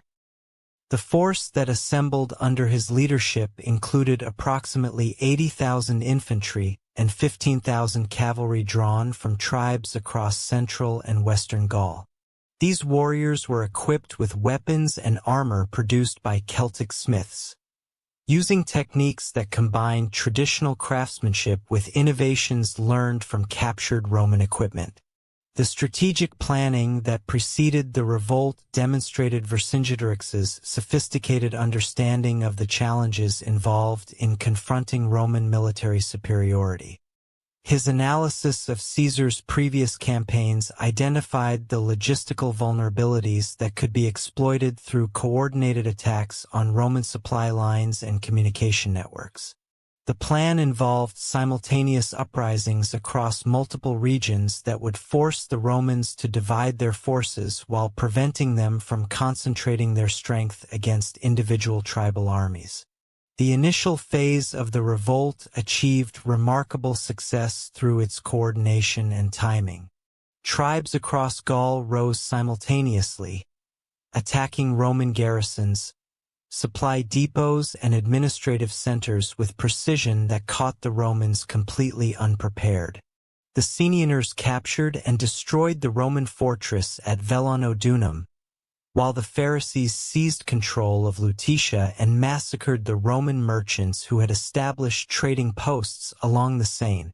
The speed and scope of these coordinated attacks demonstrated the effectiveness of the communication networks that the Druids had developed over years of careful planning. The Roman response to the initial uprising revealed the extent to which Caesar's earlier successes had created overconfidence in Roman military capabilities. The scattered Roman forces, distributed across Gaul in small garrisons designed to maintain order rather than fight major battles, found themselves isolated and outnumbered by Celtic forces that had achieved tactical surprise. Many Roman commanders, accustomed to dealing with individual tribal uprisings, failed to recognize the coordinated nature of the revolt and responded with conventional tactics that proved inadequate against the unified Celtic strategy. Caesar's personal situation when news of the revolt reached him in Cisalpine Gaul reflected the political pressures that had driven his Gallic campaigns from their inception. The proconsul was deeply involved in Roman political maneuvering related to his consulship ambitions and the growing tensions with Pompey that would eventually lead to civil war. The Gallic uprising threatened to destroy the military reputation and financial resources that formed the foundation of his political power. His immediate departure for Gaul, despite the winter weather and political risks, demonstrated his recognition that the revolt posed an existential threat to his career and possibly his life. The march that brought Caesar back to Gaul showcased the organizational capabilities that had made Roman expansion possible. Despite the winter conditions and need for secrecy, The proconsul assembled a force of approximately 10,000 men and crossed the snow-covered Alps in a journey that took less than 3 weeks. The speed of this movement, achieved through careful logistical planning and the discipline of veteran soldiers, enabled Caesar to reach his scattered forces before the revolt could achieve complete success. The psychological impact of his unexpected arrival in Gaul demoralized Celtic forces, who had believed that the Roman commander was trapped in Italy by winter weather and political obligations. The siege of Gergovia represented the first major test of strength between Caesar's reorganized forces and Vercingetorix's unified Celtic army. The Arvini capital, built on a plateau that rose nearly 400 meters above the surrounding valley, presented formidable defensive advantages that maximized Celtic strengths while minimizing Roman tactical superiority. The city's fortifications, constructed using traditional Celtic techniques enhanced by innovations learned from Roman siege warfare, created defensive barriers that could not be overcome through conventional assault methods. The terrain surrounding Gergovia forced Caesar to abandon the siege tactics that had proven successful against other Celtic strongholds. The steep slopes that protected the city made it impossible to construct the circumvallation walls that had been decisive in earlier sieges. Roman siege engines, designed for use on level ground, could not be positioned effectively against targets located on elevated terrain. The Celtic defenders, fighting from prepared positions with intimate knowledge of local geography, possessed advantages that negated Roman superiority in equipment and training. Vercingetorix's defensive strategy at Gergovia demonstrated his evolution from a traditional Celtic war leader into a sophisticated military commander capable of matching Roman tactical expertise.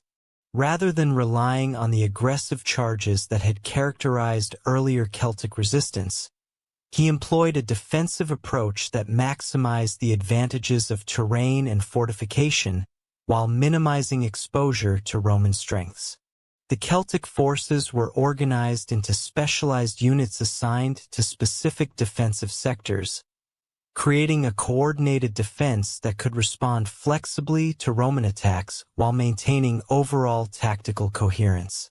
The cavalry operations during the siege revealed the effectiveness of Vercingetorix's military reforms. The mounted warriors, traditionally used for reconnaissance and pursuit, were organized into coordinated units capable of conducting complex tactical maneuvers. These cavalry forces, numbering approximately 8,000 men, maintained constant pressure on Roman supply lines while preventing the Romans from establishing secure communications with their bases in conquered territories. The effectiveness of these operations forced Caesar to divert significant resources to protecting his logistics, weakening his ability to maintain pressure on the besieged city.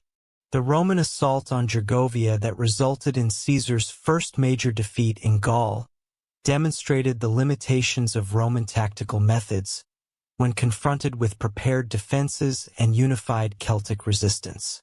The attack, launched against the southern slope of the plateau, involved approximately 15,000 legionaries advancing in coordinated formations designed to overwhelm Celtic defensive positions through superior discipline and equipment. The initial phase of the assault achieved limited success, with Roman forces capturing several outer defensive works and advancing to within 200 meters of the city's main fortifications. The Celtic counterattack that repulsed the Roman assault showcased the military capabilities that Vercingetorix had developed through his reforms. The defenders, rather than meeting the Roman advance with individual acts of heroism, responded with coordinated tactical movements that concentrated superior numbers against isolated Roman units. The Celtic warriors, fighting from prepared positions with clear fields of fire, inflicted heavy casualties on the advancing legionaries while maintaining their own formation integrity. The psychological impact of this successful defense, combined with the arrival of Celtic reinforcements from other tribes, forced Caesar to order a general retreat that left nearly 700 Roman soldiers dead on the battlefield. The aftermath of Gergovia transformed the political dynamics of the Gallic revolt by demonstrating that Roman forces could be defeated through proper tactics and unified command. The victory attracted additional tribes to Vercingetorix's coalition, including some that previously maintained neutrality or even collaborated with Roman forces. The Aedui, Caesar's most important Gallic allies, began secret negotiations with the Celtic Confederation while publicly maintaining their loyalty to Rome. The defection of such a crucial ally threatened to collapse the entire structure of Roman control in Gaul. The strategic situation that emerged after Gergovia forced both commanders to reconsider their approaches to the conflict. Caesar recognized that his traditional tactics of rapid movement and decisive battles were inadequate against an enemy that could avoid direct confrontation, while maintaining pressure through coordinated attacks on Roman vulnerabilities.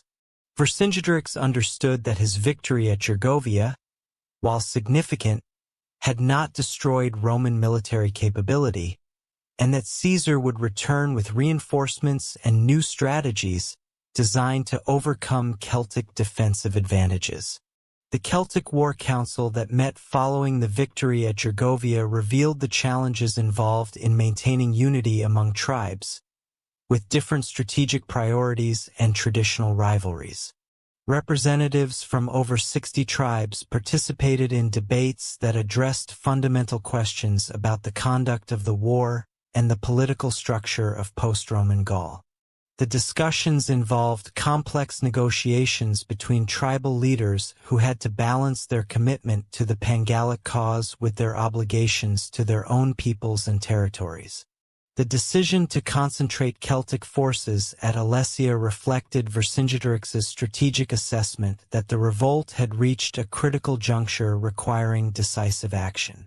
The hilltop fortress, located in the territory of the Mandubi tribe, offered defensive advantages similar to those at Gergovia, while providing a central location that could serve as a rallying point for Celtic forces from across Gaul. The city's position on major trade routes ensured adequate supplies for a prolonged siege, while its fortifications provided protection against Roman assault tactics. The concentration of Celtic forces at Alesia created the largest army that had ever assembled under unified Celtic command. The garrison that occupied the fortress numbered approximately 80,000 warriors, while additional forces totaling nearly 250,000 men gathered in the surrounding territory to support the defense. These numbers represented a significant portion of the military-age population of Gaul, demonstrating the extent to which the revolt had mobilized Celtic society for total war against Roman domination. The Roman response to the Celtic concentration at Alesia revealed Caesar's recognition that the siege would determine the outcome of the entire Gallic revolt. The proconsul assembled all available forces for what he understood would be the decisive confrontation of the war. The Roman army that advanced toward Alesia included 8 legions totaling approximately 40,000 men, supported by auxiliary forces and allied contingents that brought the total strength to nearly 60,000 soldiers. This represented the largest Roman force that had ever operated in Gaul, demonstrating the resources that Rome was willing to commit to suppressing the revolt. The siege of Alesia began with Roman engineering operations that showcased the technical capabilities that gave Roman armies decisive advantages in prolonged confrontations. The Roman engineers, working under the direction of specialists trained in siege warfare, constructed a double line of fortifications that completely surrounded the Celtic stronghold.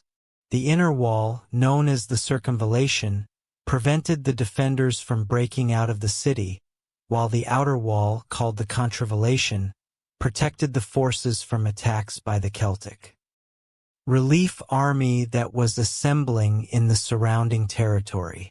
The construction of these fortifications required extraordinary engineering expertise and massive labor resources. The circumvallation extended for approximately 16 kilometers around the base of the hill on which Alesia was built, incorporating natural terrain features while creating artificial barriers where necessary. The defensive works included ditches filled with sharpened stakes, earthwork ramparts topped with wooden palisades, and stone walls reinforced with iron spikes. The complexity of these fortifications demonstrated Roman mastery of siege warfare techniques that had been developed through centuries of military experience. The contravallation, built to protect the Roman forces from external attack, extended for nearly 21 kilometers and incorporated even more sophisticated defensive features. The outer wall included multiple lines of obstacles designed to break up attacking formations and channel enemy forces into killing zones where Roman weapons could achieve maximum effectiveness.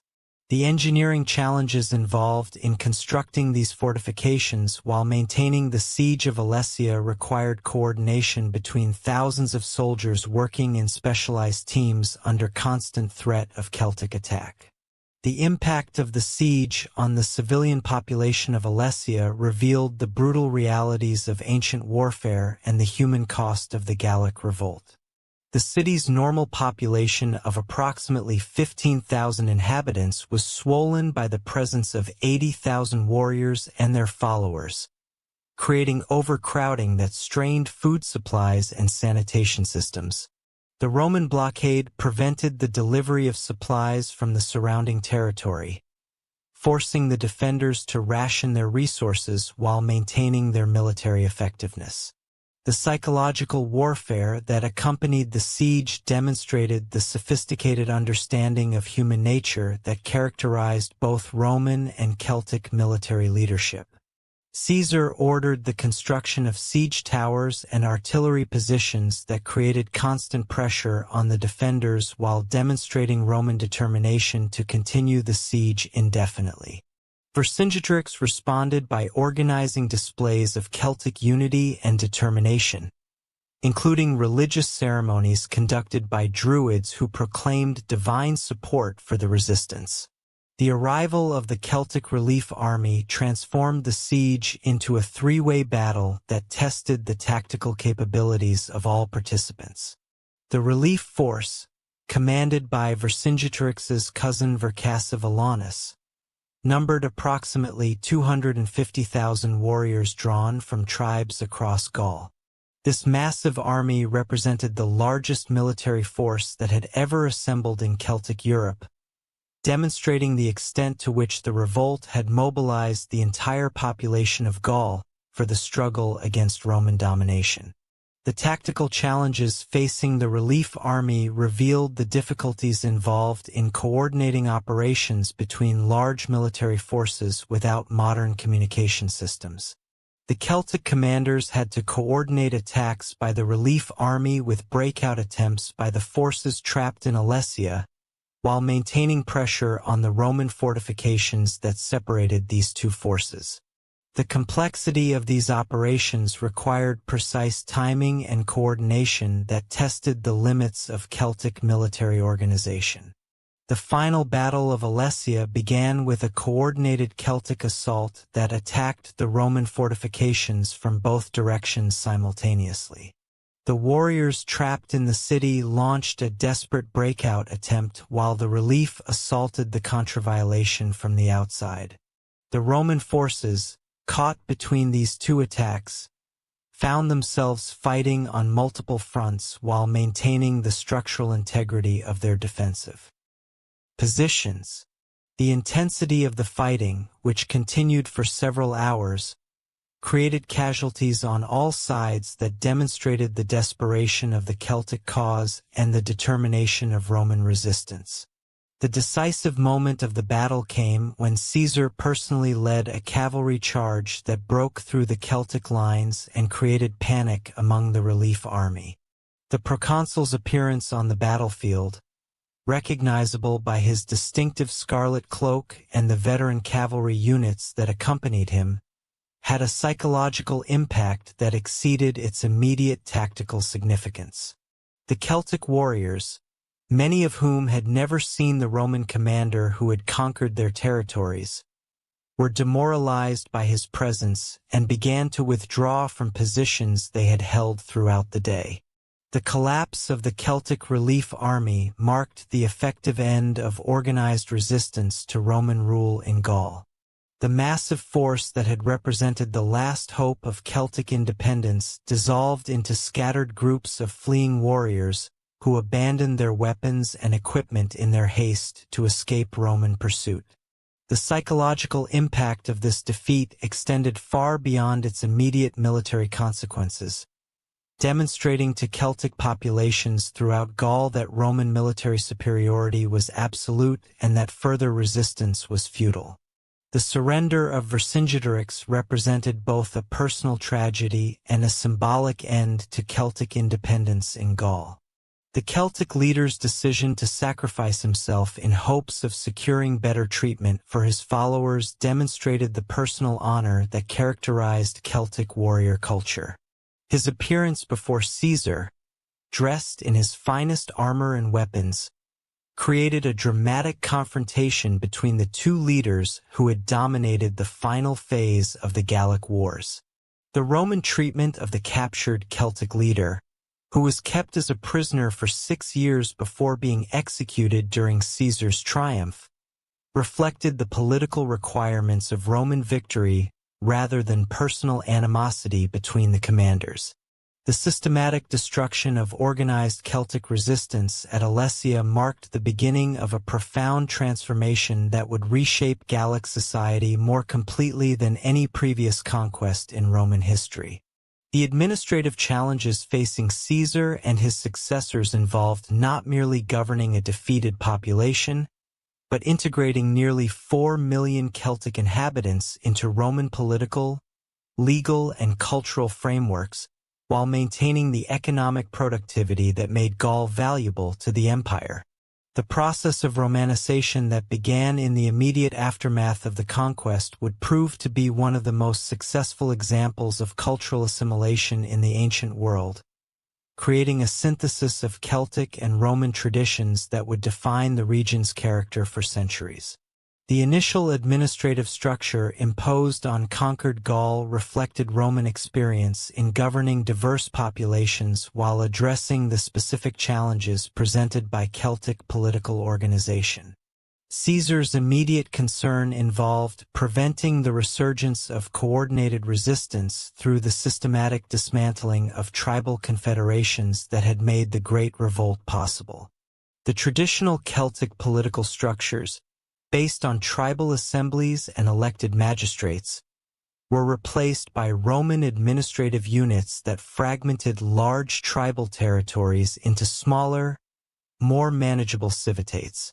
These new administrative divisions deliberately separated traditional allies while grouping former enemies under common Roman authority, making future coordination of resistance virtually impossible. The establishment of the three Gauls represented the culmination of Augustus' administrative reforms and demonstrated Roman understanding of the geographic and cultural diversity that characterized the conquered territories. Gallia Aquitania encompassed the southwestern regions between the Pyrenees and the Loire River, including territories that had maintained distinct cultural identities influenced by contact with Iberian peoples. The province covered approximately 150,000 square kilometers and included over 40 civitates that reflected the complex tribal structures that had existed before the conquest. The administrative capital at Berdegular became a major commercial center that facilitated trade between the Atlantic world and the Mediterranean basin. Gallia Lugdunensis, the largest of the three provinces, extended from the Loire Valley to the English Channel and included the territories of the most powerful pre-conquest tribal confederations.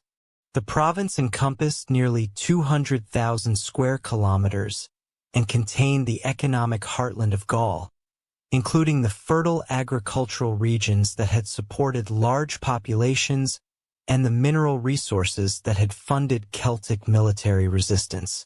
The capital at Lugdunum, strategically positioned at the confluence of the Rhone and rivers, became the administrative center for the entire Gallic prefecture and housed the altar of Rome and Augustus that served as the focal point for imperial cult activities.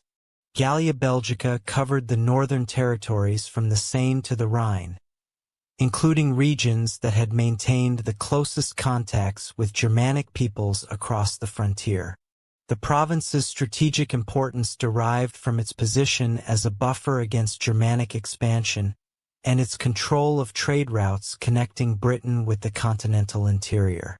The administrative challenges in Belgica were complicated by the presence of Germanic settlers who had crossed the Rhine during the pre-conquest period and Celtic populations who had adopted Germanic cultural practices through centuries of contact and intermarriage. The gradual adoption of Roman law represented one of the most significant aspects of the Romanization process, fundamentally altering the legal relationships that governed Celtic society. The traditional Celtic legal system, maintained by Druids who memorized vast collections of precedents and procedures, was based on customary law that varied between tribes and emphasized collective responsibility for individual actions. Roman law, codified in written statutes and administered by professional magistrates, introduced concepts of individual legal responsibility and standardized procedures that applied uniformly across all territories under Roman control. The transition from Celtic to Roman legal practices created opportunities for ambitious Gallic nobles who could master the complexities of Roman jurisprudence while maintaining their influence within their communities. These individuals, often educated in Roman schools or through service in auxiliary military units, became intermediaries between Roman administrators and Celtic populations. Their success in navigating both legal systems enabled them to accumulate wealth and political influence that exceeded what would have been possible under traditional Celtic arrangements. The establishment of Roman courts in major settlements throughout Gaul provided Celtic populations with access to legal procedures that offered advantages over traditional methods of dispute resolution. Roman law's emphasis on written contracts and documentary evidence appealed to merchants and landowners who required predictable legal frameworks for commercial activities. The Roman legal system's protection of property rights encouraged agricultural investment and commercial development that increased the overall prosperity of the region while creating new opportunities for social advancement. The integration of Celtic legal traditions with Roman jurisprudence created hybrid systems that preserved elements of customary law while adopting Roman procedural standards. Local magistrates, often drawn from established Celtic noble families, administered justice according to Roman legal principles while maintaining sensitivity to traditional Celtic customs and social relationships. This synthesis enabled the legal system to function effectively while minimizing the cultural disruption that might have generated resistance to Roman authority. The transformation of Celtic languages under Roman influence represented a gradual process that varied significantly across different regions and social classes. Latin became the language of administration, commerce, and formal education, creating practical incentives for Celtic elites to achieve fluency in the imperial language. The Roman educational system, established in major urban centers throughout Gaul, provided instruction in Latin literature, rhetoric, and law that enabled Celtic nobles to participate fully in imperial political and cultural life. The persistence of Celtic languages in rural areas and among lower social classes created a linguistic diversity that characterized Gallic society throughout the Roman period. Agricultural communities, isolated from major commercial centers and administrative capitals, maintained their traditional languages while gradually adopting Latin vocabulary related to new technologies, legal concepts, and religious practices. This linguistic evolution created regional dialects that combined Celtic grammatical structures with Latin lexical elements, producing languages that would distinctly Gallo-Roman in character. The adoption of Roman customs by Celtic elites reflected both practical considerations and genuine cultural attraction to Mediterranean civilization. The Roman lifestyle, with its emphasis on urban amenities, literary culture, and sophisticated material comforts, appealed to Celtic nobles who had accumulated wealth through collaboration with Roman administrators or success in commercial activities. The construction of Roman-style villas in rural areas demonstrated the extent to which Celtic landowners had adopted Roman architectural preferences and domestic arrangements. The Roman bathing culture, with its emphasis on public socialization and physical wellness, found particular acceptance among Celtic populations who had maintained strong communal traditions. The construction of public baths in major settlements provided venues for social interaction that transcended traditional tribal boundaries, while introducing Roman concepts of civic life and public responsibility. These facilities, often funded by wealthy Celtic benefactors seeking to demonstrate their Roman credentials, became focal points for the development of urban culture in previously rural societies. The transformation of Celtic settlements into Roman-style cities represented one of the most visible aspects of the Romanization process. The traditional Celtic opera, built on elevated terrain for defensive purposes, were gradually abandoned in favor of new urban centers constructed according to Roman planning principles.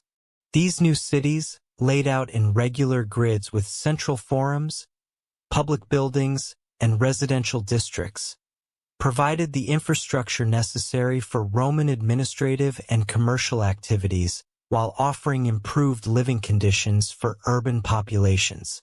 The forum complexes that anchored these new urban centers served multiple functions that went beyond their immediate practical purposes. The basilicas that dominated forum architecture provided venues for legal proceedings, commercial transactions, and public assemblies that brought together diverse populations under Roman institutional frameworks.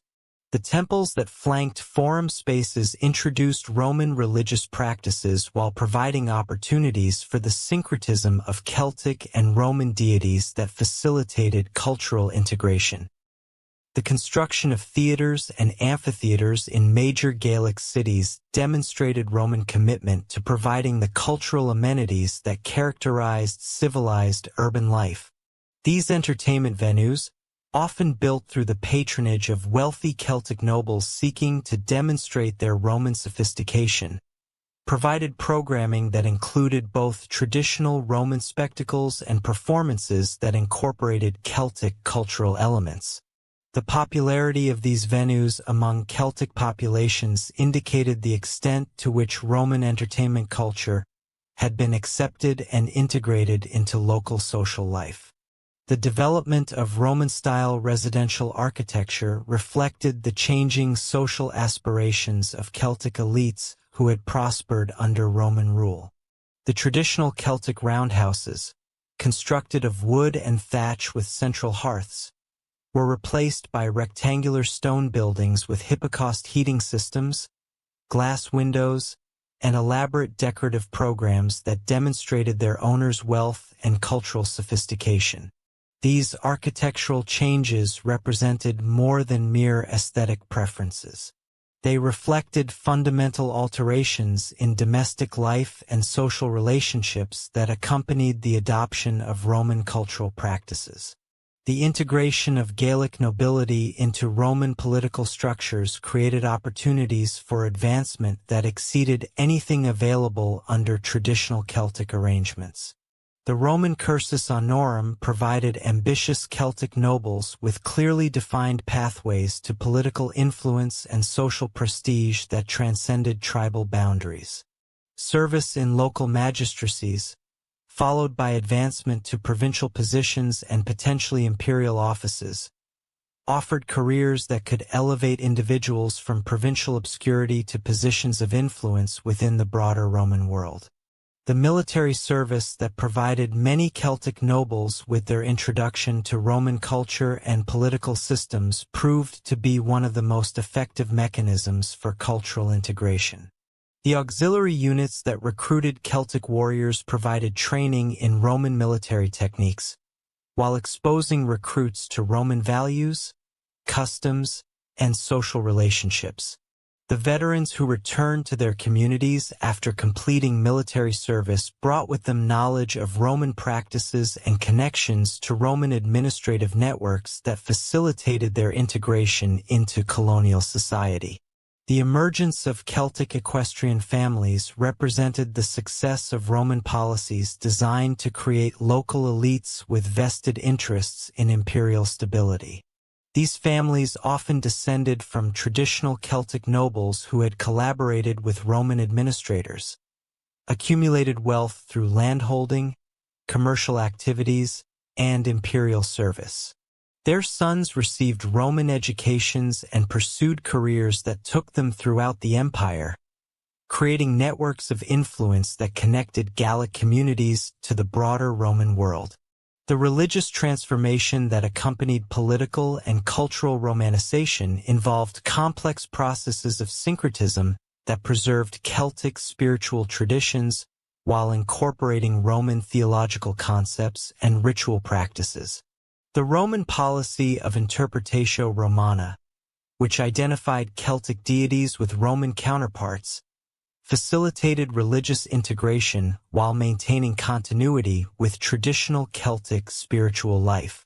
The Celtic god Lugus became associated with Mercury, Epona with Diana, and Cernunnos with Silvanus, creating theological syntheses that satisfied both Celtic religious sensibilities and Roman administrative requirements.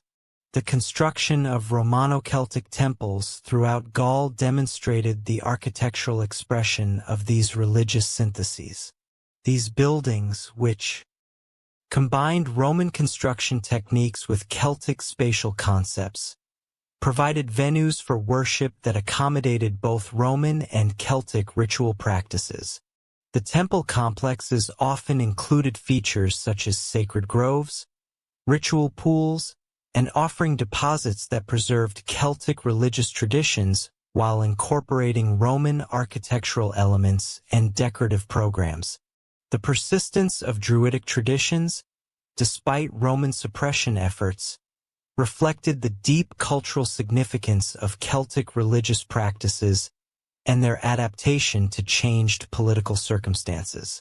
The Druids, deprived of their roles as judges and political advisors, focused their activities on religious instruction and the preservation of Celtic cultural memory.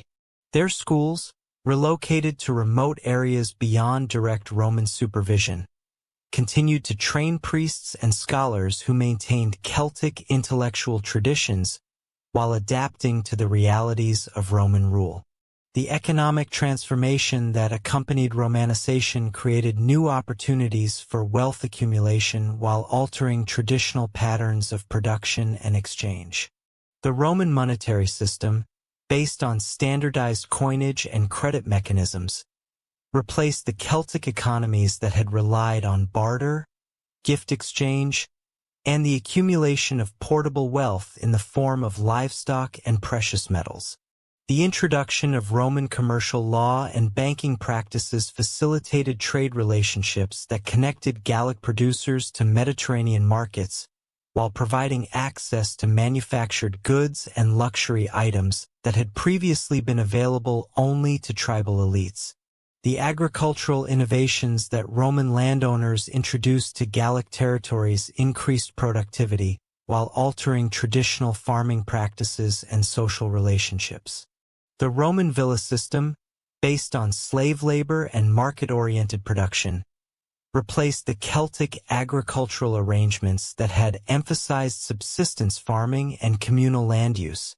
The introduction of new crops, improved livestock breeds, and advanced agricultural techniques increased the overall productivity of Gallic agriculture while creating surplus production that could support larger urban populations and generate wealth for landowners.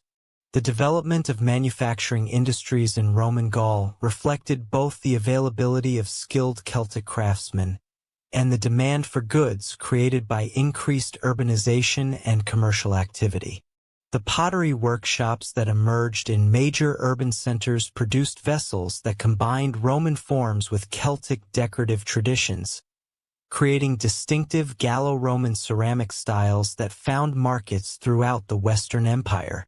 The metalworking industries that had produced weapons and ornaments for Celtic warriors adapted their skills to Roman market demands, creating tools, household items, and decorative objects that reflected the synthesis of Celtic craftsmanship with Roman aesthetic preferences. The road network that connected Gallic cities to each other and to the broader Roman world represented one of the most significant infrastructure investments of the early imperial period. The construction of paved roads according to Roman engineering standards facilitated commercial transportation while providing the communication links necessary for effective administration. The road system also enabled the rapid movement of military forces when necessary, ensuring that Roman authority could be maintained even in remote areas where local populations might be tempted to resist imperial control.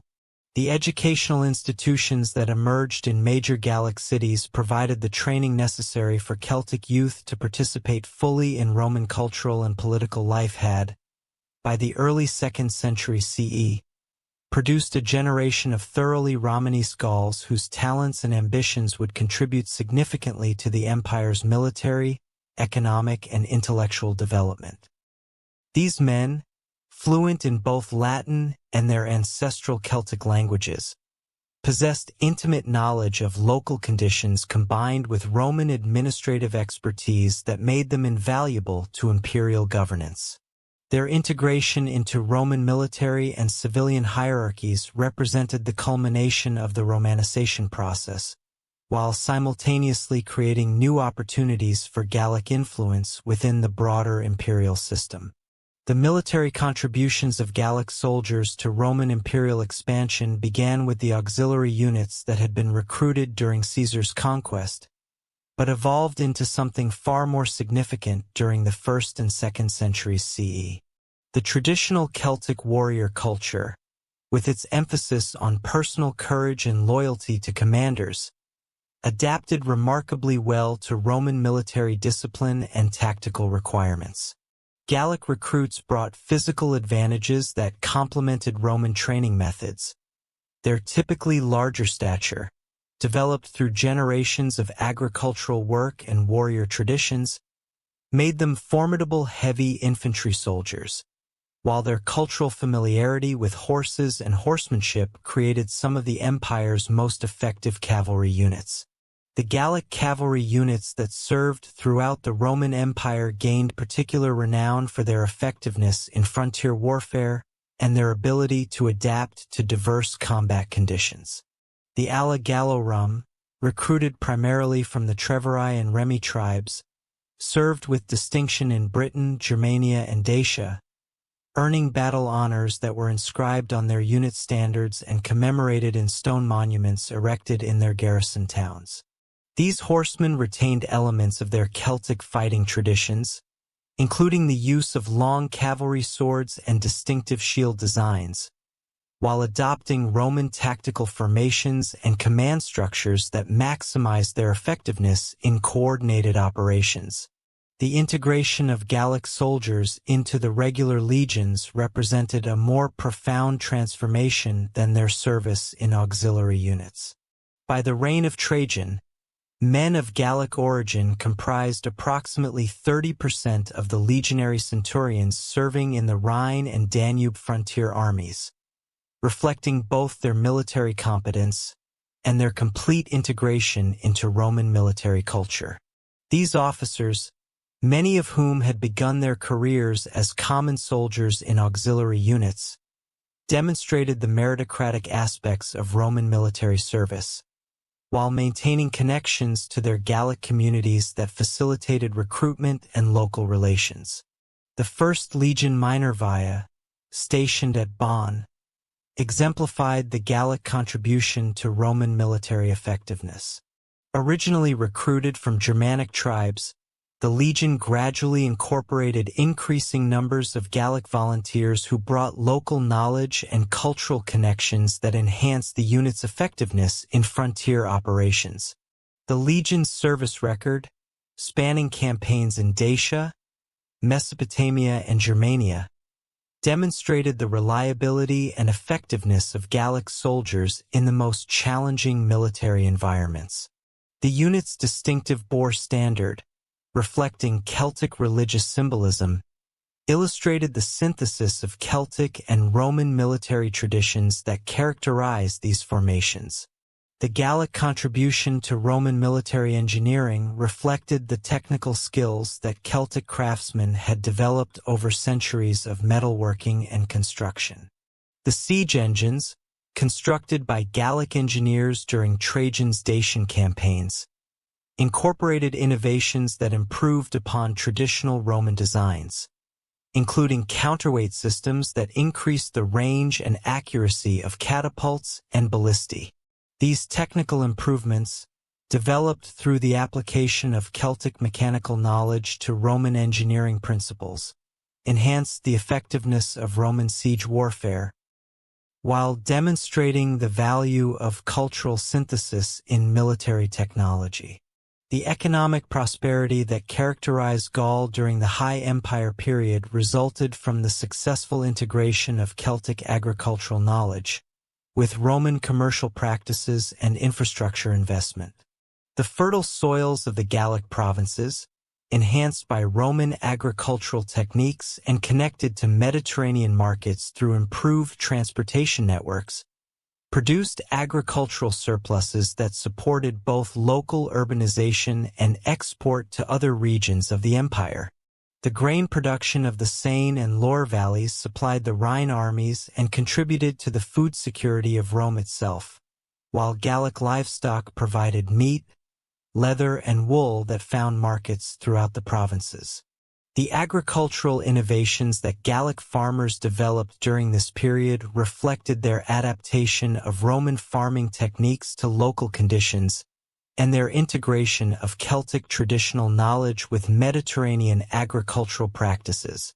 The heavy plough, introduced by Roman colonists but modified by Gallic craftsmen to handle the clay soils of northern Gaul, enabled the cultivation of previously unusable land, while increasing yields on existing farmland.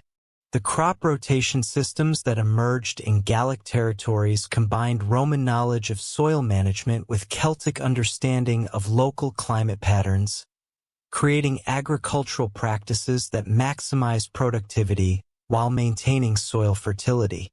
The livestock breeding programs that developed in Gallic provinces produced animals that were superior to their Mediterranean counterparts in size, strength, and adaptability to northern European conditions. The Gallic horses, bred from Celtic stock enhanced by selective breeding techniques learned from Roman agricultural writers, became highly prized throughout the empire for their use in cavalry units and civilian transportation.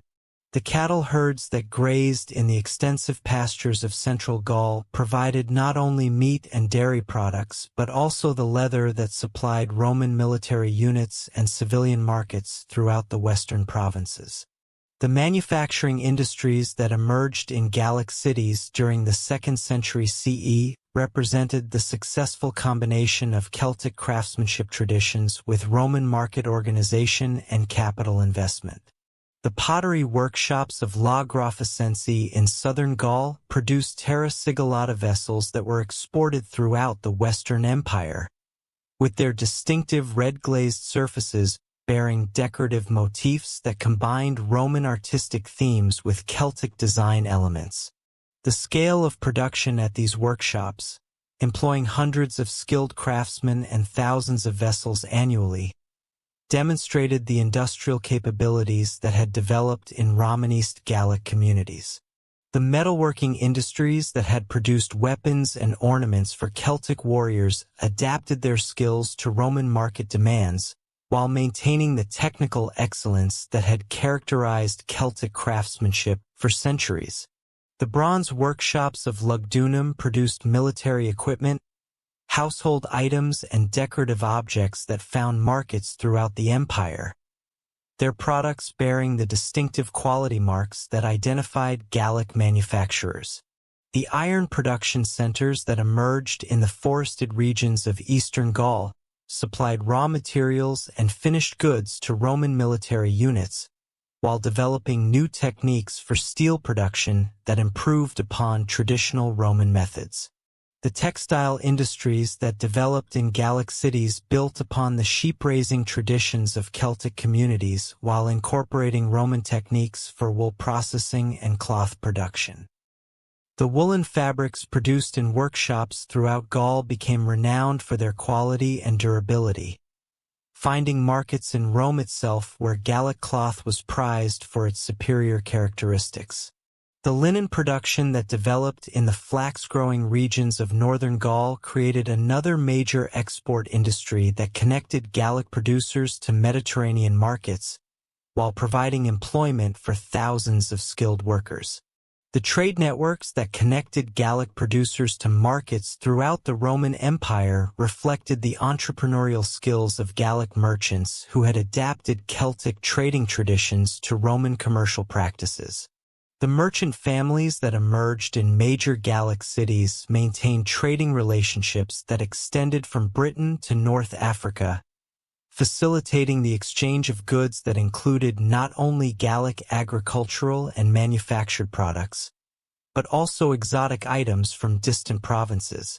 These commercial networks, supported by Roman legal frameworks and currency systems, created wealth that funded urban development and cultural activities throughout Gaul.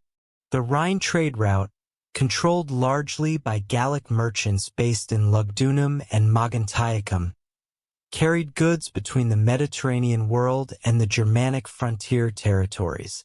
The river barges that plied this route, constructed by Gallic shipbuilders using techniques that combined Celtic woodworking traditions with Roman engineering principles, could carry loads that exceeded those of Mediterranean vessels while navigating the challenging conditions of river transportation.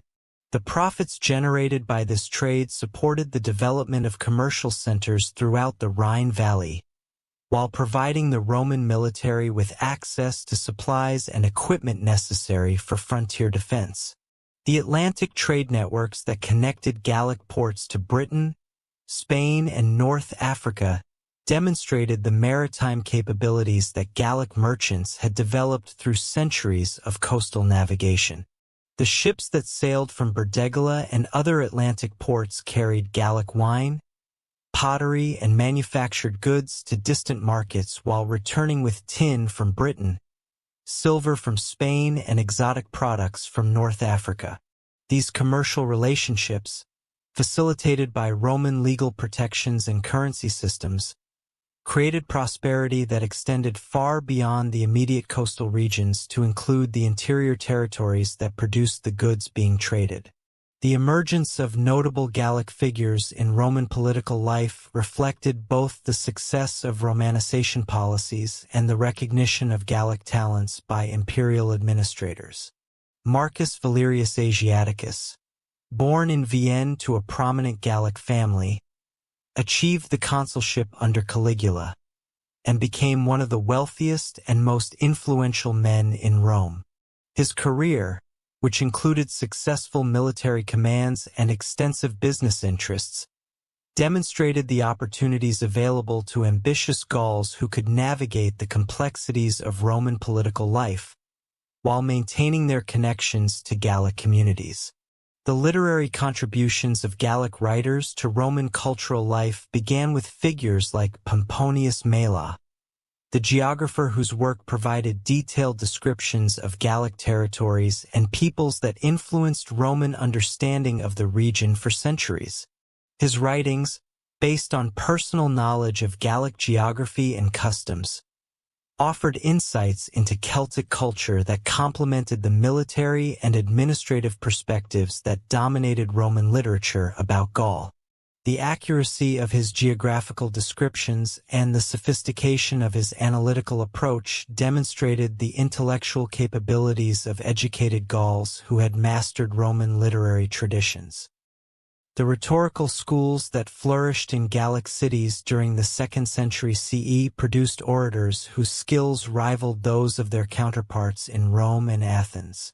The teachers who staffed these institutions, many of whom were Gauls who had studied in Rome or Athens before returning to their homeland, created educational programs that combined Roman rhetorical techniques with Celtic oral traditions. The students who emerged from these schools possessed oratorical abilities that enabled them to pursue successful careers in law, politics, and administration throughout the empire. The philosophical contributions of Gallic intellectuals reflected their synthesis of Celtic wisdom traditions with Roman and Greek philosophical systems. The Druids, despite official suppression of their political and judicial functions, continued to serve as repositories of Celtic intellectual traditions while adapting their teachings to accommodate Roman religious and philosophical concepts.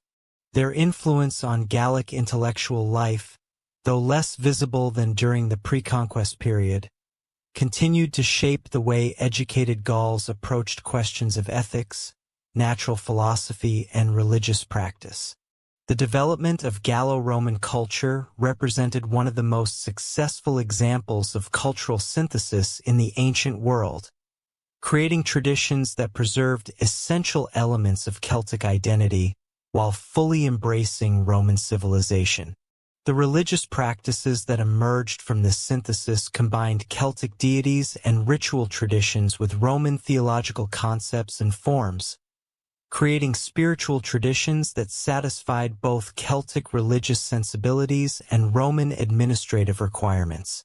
The temples that housed these synthetic religious practices featured architectural elements that reflected both Roman construction techniques and Celtic spatial concepts, creating sacred spaces that served diverse religious communities. The artistic traditions that developed in Gallic communities during the Roman period reflected the creative synthesis of Celtic decorative motifs with Roman artistic themes and techniques. The sculptural programs that adorned public buildings in Gallic cities incorporated Celtic symbolic elements into Roman architectural contexts, creating decorative schemes that celebrated both imperial authority and local cultural identity. The mosaics that decorated the floors of wealthy Gallic homes combined Roman geometric patterns with Celtic natural motifs, creating artistic compositions that reflected the cultural complexity of Romanist Gallic society. The domestic architecture that emerged in Gallic cities and rural areas demonstrated the adaptation of Roman building techniques to local conditions and cultural preferences. The villas that wealthy Gauls constructed in rural areas incorporated Roman amenities like hypocaust heating systems and bath complexes, while maintaining spatial arrangements that reflected Celtic social traditions and family structures. These buildings, often decorated with frescoes and mosaics that combined Roman and Celtic artistic elements, represented the material expression of Gallo-Roman cultural synthesis. The urban planning that characterized Gallic cities during the Roman period reflected the successful integration of Roman administrative requirements with Celtic community traditions. The forum complexes that anchored these urban centers provided venues for commercial, legal, and social activities that brought together diverse populations, while maintaining spaces for traditional Celtic gatherings and celebrations. The residential districts that surrounded these civic centers accommodated both Roman colonists and Romanist Gauls in neighborhoods that reflected the social integration that had occurred during the Romanization process. The festival traditions that developed in Gallic communities combined Roman religious observances with Celtic seasonal celebrations, creating cultural events that reinforced both imperial loyalty and local identity. The Lunisud celebrations that marked the harvest season incorporated Roman Thanksgiving rituals, while maintaining Celtic traditions of community feasting and athletic competitions. These festivals, supported by wealthy Gallic patrons and attended by diverse populations, demonstrated the successful synthesis of Celtic and Roman cultural traditions that characterized Gallo-Roman society. The educational achievements and cultural synthesis that characterized Gallo-Roman society during the High Empire began to face unprecedented challenges as the 3rd century CE progressed. The stability that had enabled Gallic communities to flourish under Roman rule gradually eroded under the pressure of military crises, economic disruption, and political fragmentation that would fundamentally alter the relationship between Gaul and the broader Roman world. The crisis of the 3rd century, as modern historians term this period of instability, struck the Gallic provinces with particular severity due to their strategic position along the Rhine frontier and their economic importance to the emerged from beyond the Rhine, where Germanic tribal confederations had been consolidating their strength and expanding their territorial ambitions throughout the early 3rd century. The Alemanni, a coalition of Germanic tribes whose name meant all men, had established their dominance over territories in what is now southwestern Germany and eastern Switzerland. Their military organization represented a significant evolution from earlier Germanic structures, incorporating professional warrior bands, standardized weapons and tactics, and coordinated strategic planning that enabled them to conduct sustained campaigns against Roman frontier defenses. The Alemannic military system combined traditional Germanic warrior culture with innovations learned through centuries of contact with Roman forces. Their infantry formations featured heavily armed warriors carrying long spears, broad-bladed swords, and wooden shields reinforced with iron bosses. These men, selected from the finest warriors of constituent tribes, underwent rigorous training that emphasized both individual combat skills and coordinated unit tactics. The Alemannic cavalry, mounted on sturdy horses bred for endurance rather than speed, profited reconnaissance and pursuit capabilities that enhanced the Confederation's strategic mobility. The first major Alemannic incursion into Gallic territory occurred in 213 CE, when approximately 20,000 warriors crossed the Rhine near Maganti Archum and advanced into the interior of Gallia Superior. The Roman garrison forces, weakened by troop withdrawals for campaigns in other theaters, proved inadequate to contain this penetration. The Alemannic raiders, employing hit-and-run tactics that maximized their mobility while avoiding direct confrontation with Roman fortifications, devastated the countryside throughout the Vosges region before withdrawing across the Rhine with substantial plunder and captives. The economic impact of these raids extended far beyond the immediate destruction they caused. The agricultural communities that had provided the foundation of Gallic prosperity found themselves unable to maintain normal production cycles when faced with the constant threat of Germanic attacks. Farmers abandoned exposed settlements for the protection of fortified towns, leaving fertile fields uncultivated and livestock herds vulnerable to raiding parties. The commercial networks that had connected Gallic producers to Mediterranean markets suffered severe disruption as merchants avoided routes that passed through areas subject to Germanic incursions. The Roman military response to these threats revealed the extent to which imperial resources had been stretched by simultaneous crises on multiple frontiers.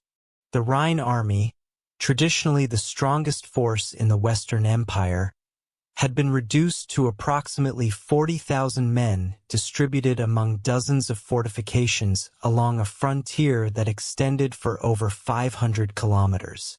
Many of these garrisons consisted of local militia units with limited training and equipment, while the veteran legions that had previously anchored frontier defense had been transferred to campaigns in Mesopotamia and along the Danube. The inadequacy of conventional Roman defensive strategies became apparent during the massive Alemannic invasion of 233 CE, when Germanic forces numbering an estimated 70,000 warriors penetrated deep into Gallic territory and besieged several major cities. The siege of Argentoratum lasted for 3 months, during which the Germanic forces demonstrated sophisticated understanding of Roman fortification techniques and siege warfare.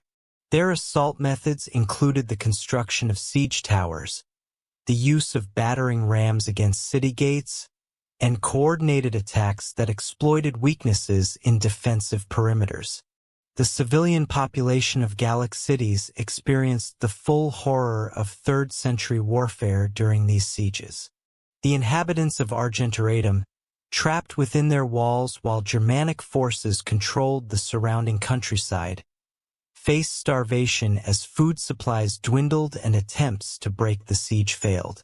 The archaeological evidence from this period reveals hasty burials, hidden treasure hoards, and the systematic destruction of public buildings that characterized the urban crisis of the 3rd century.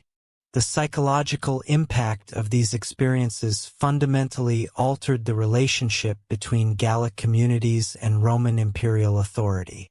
The emergence of the Gallic Empire in 260 CE represented both a response to Roman military failure and an assertion of regional autonomy that reflected the growing political sophistication of Gallic leadership.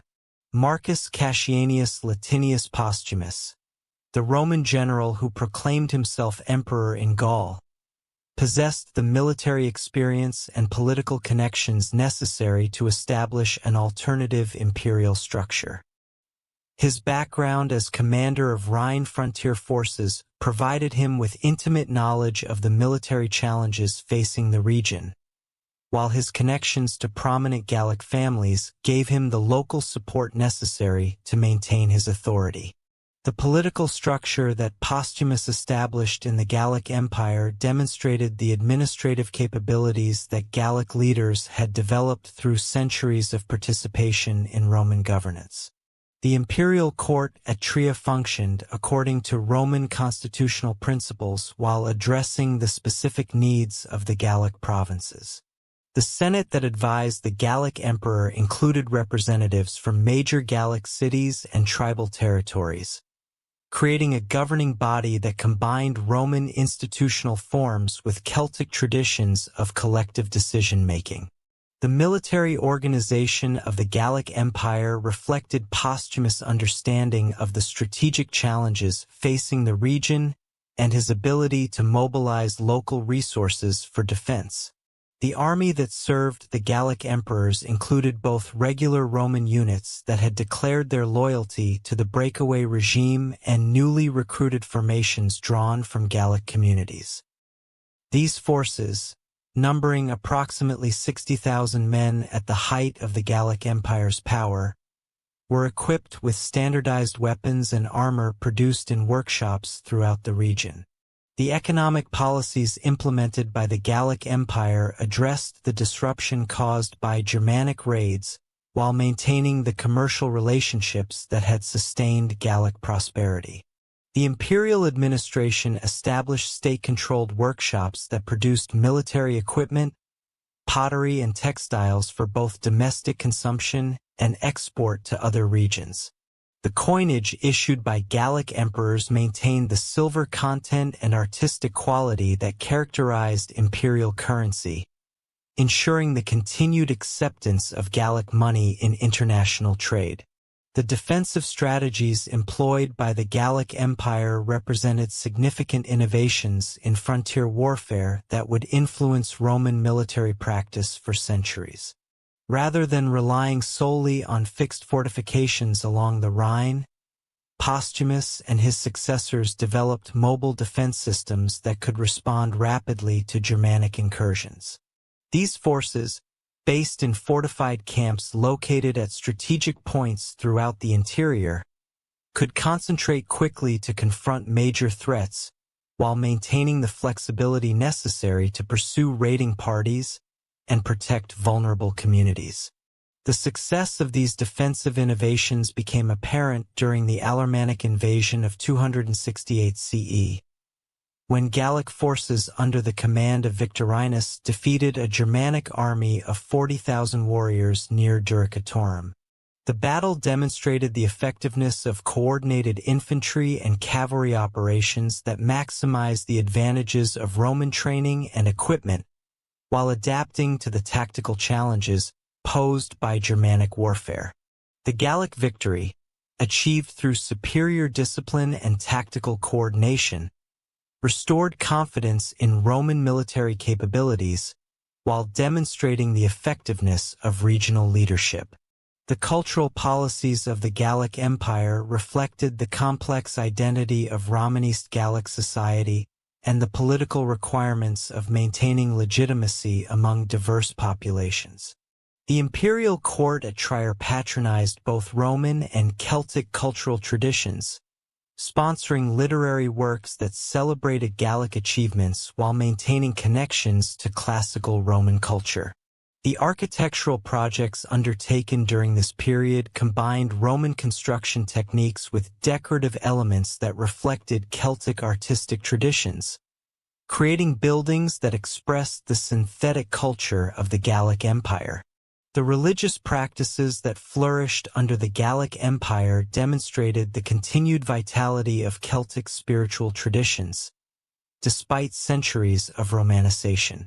The imperial administration supported the restoration of Celtic temples and the revival of traditional festivals, while maintaining the imperial cult that legitimized Roman political authority. The synthesis of Celtic and Roman religious practices that characterized this period created spiritual traditions that satisfied both traditional Celtic religious sensibilities and the political requirements of imperial governance.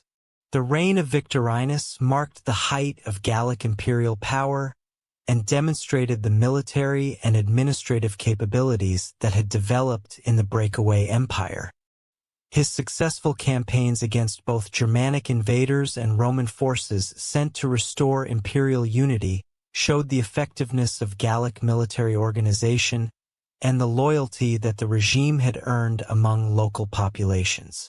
The economic prosperity that characterized his reign, evidenced by the high quality of coinage and the construction of public buildings, demonstrated the success of Gallic economic policies. The collapse of the Gallic Empire under Tetrarchus resulted from a combination of military pressure, from the restored Roman Empire and internal political divisions that weakened the breakaway regime. The forces that Aurelian assembled for the reconquest of Gaul included veteran legions from the eastern campaigns and Germanic auxiliary units that provided the numerical superiority necessary to overcome Gallic resistance. The Battle of Chalons in 274 CE, where Tetrarchus' forces were decisively defeated, marked the end of Gallic independence and the restoration of Roman imperial authority.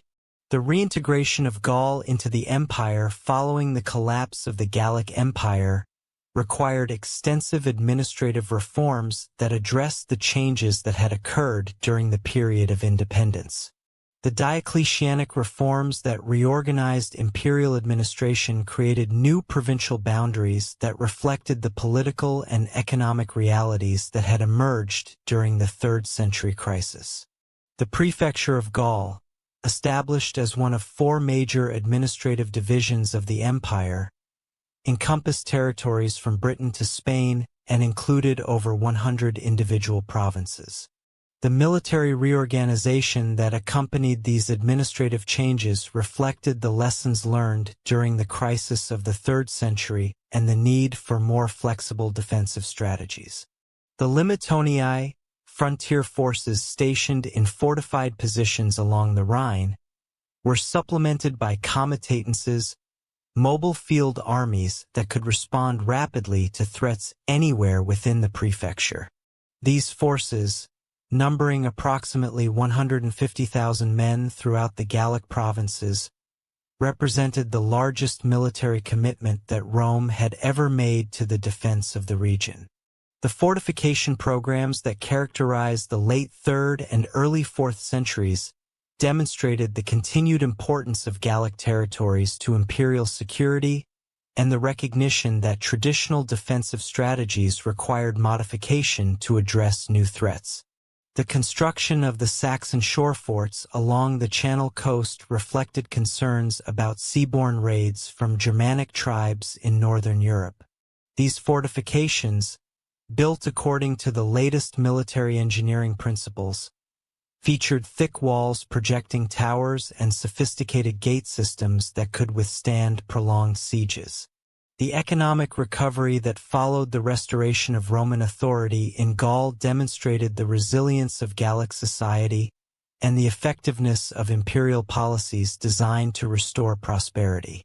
The agricultural revival that began in the 280 SCE benefited from imperial investment in infrastructure and the security provided by strengthened frontier defenses.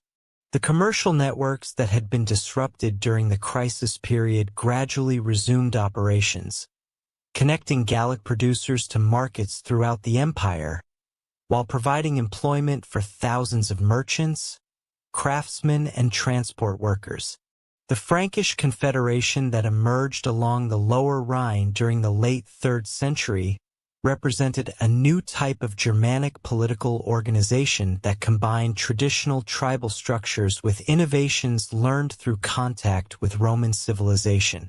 The Salian Franks, who occupied territories in what is now the Netherlands and Belgium, developed agricultural and commercial practices that enabled them to support larger populations than previous Germanic societies. Their military organization featured professional warrior bands equipped with standardized weapons and trained in coordinated tactics that enhanced their effectiveness against Roman forces. The initial Frankish incursions into Gallic territory during the 280 SCE demonstrated their superior organization and tactical capabilities compared to earlier Germanic raiders. The Frankish forces that crossed the Rhine near Cologne in 286 SCE numbered approximately 15,000 warriors organized into disciplined units that could conduct sustained campaigns rather than simple raids.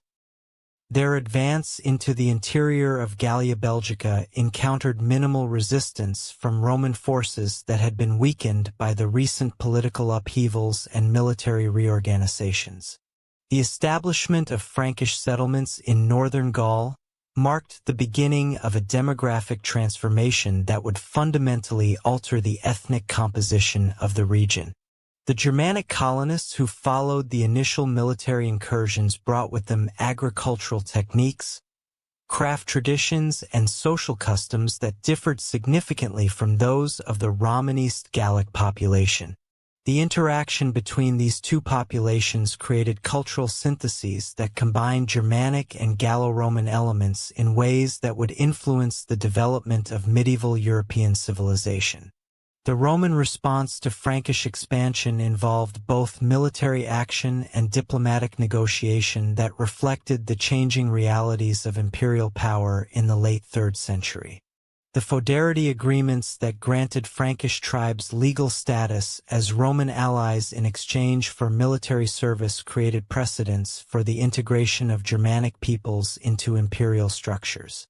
These arrangements, while providing immediate military benefits, also established Germanic communities within Roman territory that would eventually challenge imperial authority. The Burgundy movement that emerged in rural Gaul during the late 3rd century represented a different type of challenge to Roman authority that reflected the social tensions created by economic disruption and military crisis. The peasant armies that assembled under charismatic leaders like Amandus and Aelianus included dispossessed farmers, escaped slaves and deserters from Roman military units who had been driven to rebellion by the collapse of traditional social and economic relationships.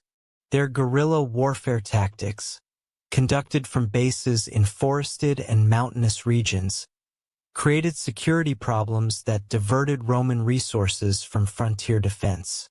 The suppression of the Burgundy required military campaigns that demonstrated the continued effectiveness of Roman forces when properly organized and led. The operations conducted by Maximian and his subordinates between 285 and 286 CE systematically eliminated the rebel strongholds while addressing the underlying social and economic problems that had fueled the uprising.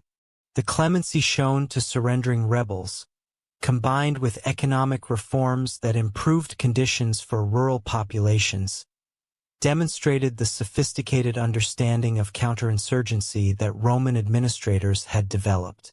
The religious changes that characterized the late 3rd and early 4th centuries reflected the broader cultural transformations that were occurring throughout the Roman Empire.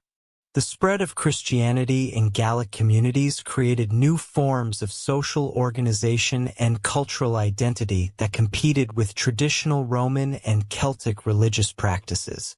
The martyrdom of Saint Denis at Lutetia in 250 CE and the subsequent development of Christian communities throughout Gaul demonstrated the appeal of the new religion to populations seeking spiritual comfort during times of crisis and uncertainty.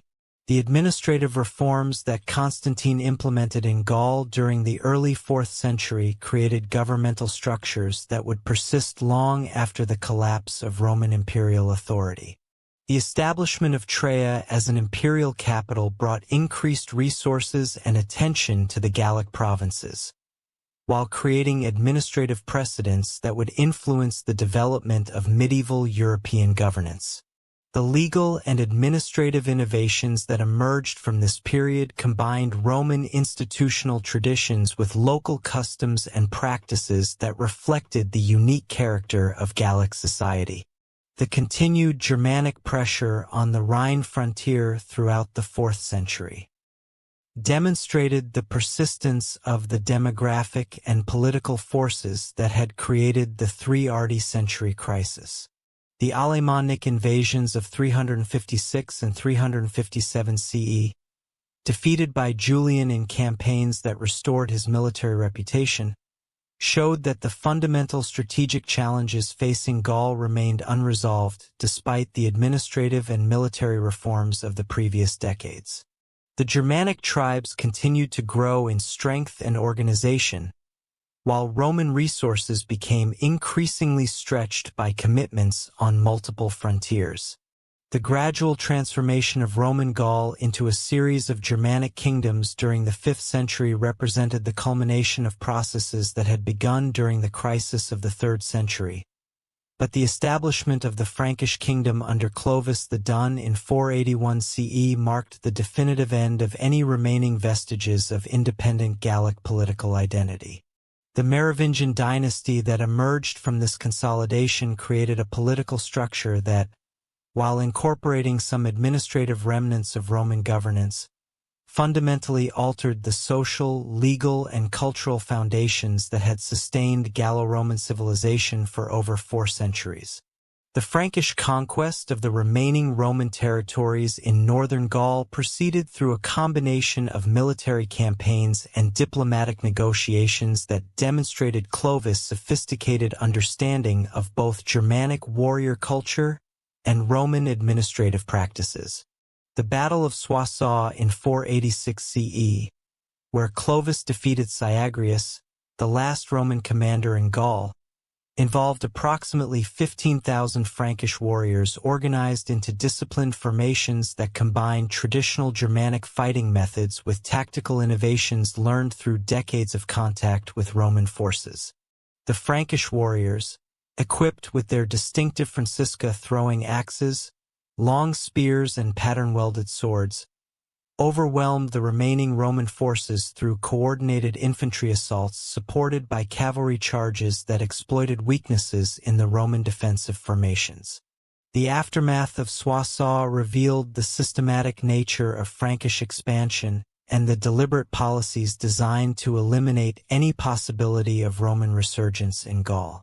Clovis ordered the execution of Roman military commanders while incorporating their soldiers into Frankish formations, effectively destroying the institutional continuity that had connected late Roman Gaul to the imperial past. The administrative records that had maintained Roman legal and fiscal systems were either destroyed or appropriated by Frankish officials who lacked the training necessary to continue Roman governmental practices. The libraries that had preserved classical literature and legal texts in major Gallic cities were abandoned or converted to other purposes, severing the intellectual connections that had sustained Gallo-Roman culture. The expansion of Frankish authority throughout Gaul during the late 5th and early 6th centuries involved the systematic displacement of Gallo-Roman elites who had maintained their positions through collaboration with earlier Germanic rulers. The Visigothic territories in Aquitaine, conquered by Clovis between 507 and 511 CE, experienced particularly severe disruption as Frankish warriors seized estates that had been held by Roman senatorial families for generations. The new Frankish landowners, drawn from the warrior bands that had supported Clovis campaigns, possessed neither the agricultural knowledge nor the commercial connections necessary to maintain the productivity that had characterized these territories under Roman rule. The legal transformation that accompanied Frankish expansion represented perhaps the most significant break with Roman traditions in Gaul.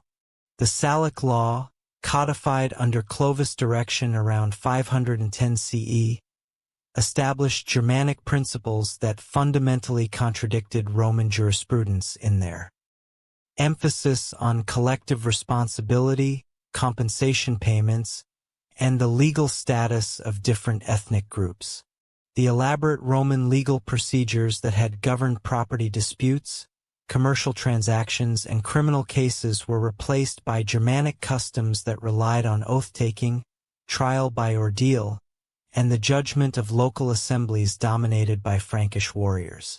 The economic disruption that resulted from these political and legal changes undermined the commercial networks that had sustained Gallic prosperity throughout the Roman period. The Mediterranean trade routes that had connected Gallic producers to markets throughout the empire gradually ceased operations as Frankish rulers proved unable to maintain the security and legal frameworks necessary for long-distance commerce. The workshops that had produced pottery, metalwork, and textiles for export throughout the Western Empire either closed or reduced their operations to serve purely local markets, eliminating thousands of skilled jobs and reducing the overall wealth of Gallic communities. The urban decline that characterized the transition from Roman to Frankish rule reflected the inability of Germanic political structures to support the complex administrative and commercial activities that had sustained Gallic cities. The forum complexes that had anchored urban life in Roman Gaul were abandoned or converted to other purposes as Frankish rulers established their courts in rural estates that better reflected Germanic social traditions. The public buildings that had provided venues for civic activities and cultural events fell into disrepair as Frankish administrators lacked both the resources and the inclination to maintain Roman architectural monuments. The demographic changes that occurred during this period involved not only the settlement of Germanic populations, but also the displacement and cultural assimilation of existing Gallo-Roman communities. The archaeological evidence from cemetery sites throughout Gaul reveals the gradual adoption of Germanic burial practices by populations that had previously followed Roman customs, indicating cultural transformation that extended beyond mere political control. The grave goods found in these burials show the replacement of Roman-style jewelry, pottery, and personal items with Germanic artifacts that reflected different aesthetic preferences and social values. The role of Christianity in transforming Gallic society during this period proved to be both a force for cultural continuity and a mechanism for the obliteration of remaining pagan traditions. The conversion of Clovis to Catholic Christianity around 496 CE represented a calculated political decision that enabled him to gain the support of the Gallo-Roman population while distinguishing his kingdom from the Arian Christian Visigothic Burgundian realms. The baptism ceremony at Reims, conducted by Bishop Remigius before an audience that included both Frankish warriors and Gallo-Roman nobles, symbolically united the Germanic and Roman populations under a common religious identity, while establishing the Catholic Church as the primary institution capable of bridging cultural divisions. The ecclesiastical organization that emerged under Frankish rule created new forms of cultural authority that gradually replaced both Roman administrative structures and Celtic religious traditions. The bishops who governed Christian communities throughout Gaul, many of whom were drawn from prominent Gallo-Roman families, possessed the education and administrative experience necessary to maintain some continuity with Roman institutional practices. These ecclesiastical leaders, while nominally subject to Frankish royal authority, often exercised greater practical influence over local populations than secular administrators, creating a parallel power structure that preserved elements of Roman governance within a Christian framework. The systematic suppression of pagan practices that characterized the Christianization of Gaul involved the destruction of temples, sacred groves, and ritual sites that had maintained connections to pre-Christian religious traditions. The Celtic sanctuaries that had survived the Roman period through syncretistic adaptations were systematically demolished or converted to Christian purposes, eliminating the physical spaces where traditional Celtic religious practices had been maintained.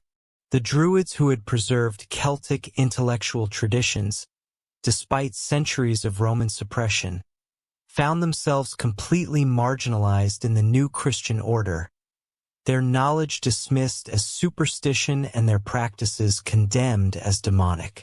The monastic movement that spread throughout Gaul during the 6th and 7th centuries created new centers of learning and cultural preservation that gradually replaced the secular educational institutions that had sustained Gallo-Roman intellectual life. The monasteries established by figures like Saint Columban and Saint Eligius became repositories for classical texts and Christian writings, while developing new forms of artistic expression that combined Christian themes with elements derived from both Roman and Germanic traditions. The scriptoriums that operated in these monasteries preserved some classical literature while creating new works that reflected the synthesis of Christian, Roman, and Germanic cultural elements. The educational transformation that accompanied Christianization involved the replacement of classical Roman curricula with Christian instruction that emphasized religious doctrine over secular learning.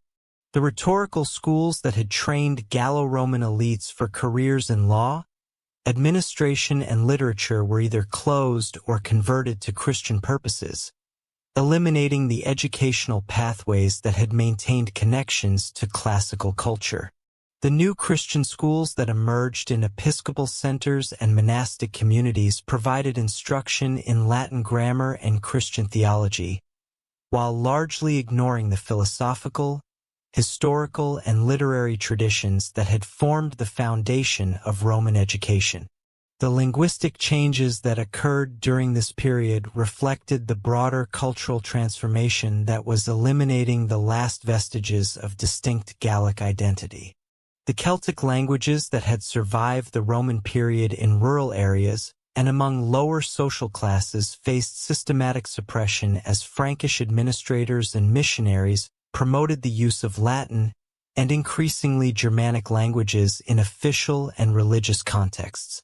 The Gaulish language, which had maintained its vitality in certain regions despite centuries of Romanization, gradually disappeared as speakers adopted Latin or Frankish to participate in the new political and religious structures. The survival of Latin in Gaul during this period involved significant modifications that reflected the influence of both Germanic and Celtic linguistic substrates.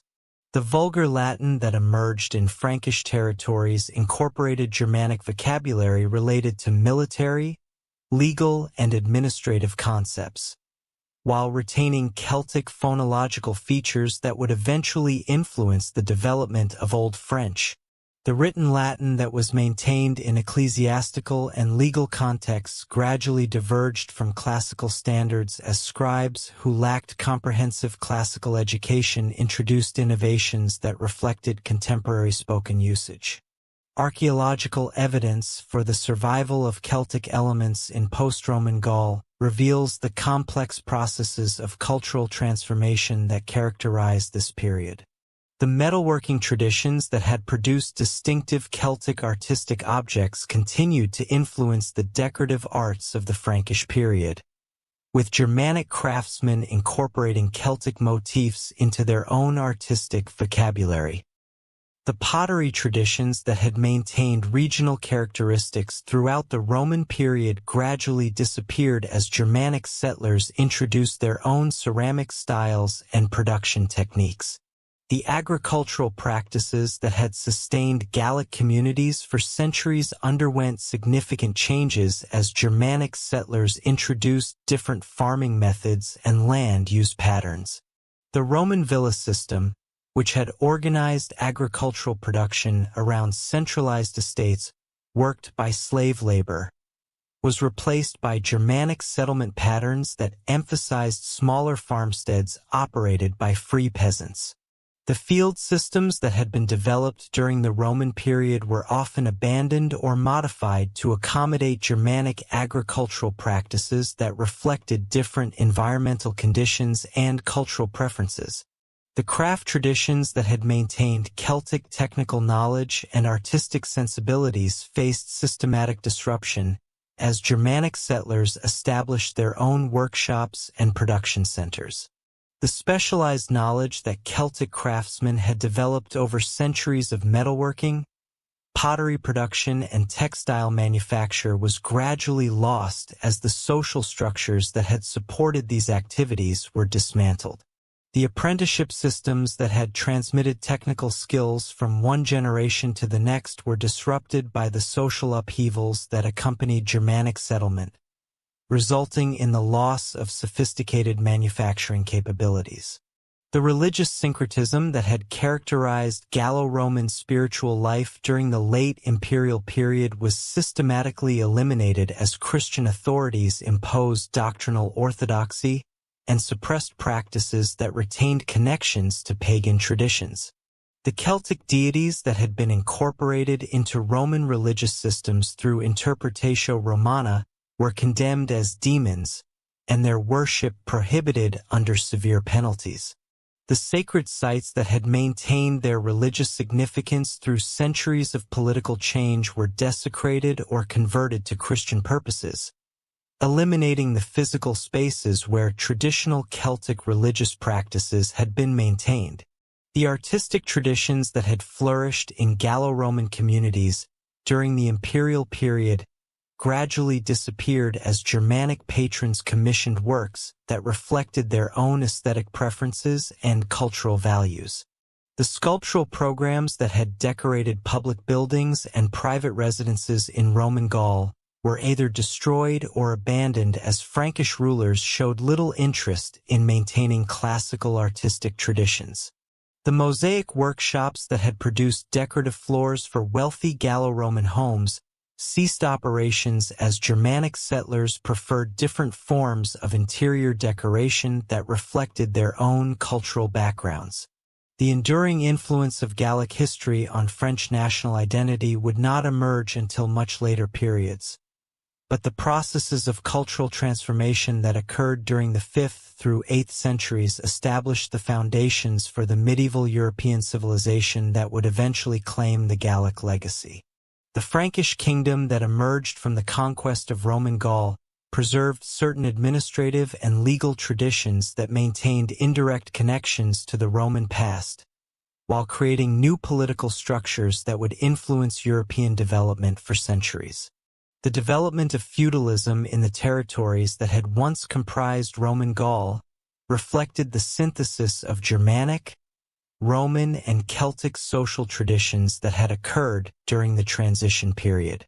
The personal relationships that bound warriors to their lords incorporated elements of Celtic clientage systems, Roman military organization, and Germanic oath-taking traditions, creating new forms of social organization that would characterize medieval European society.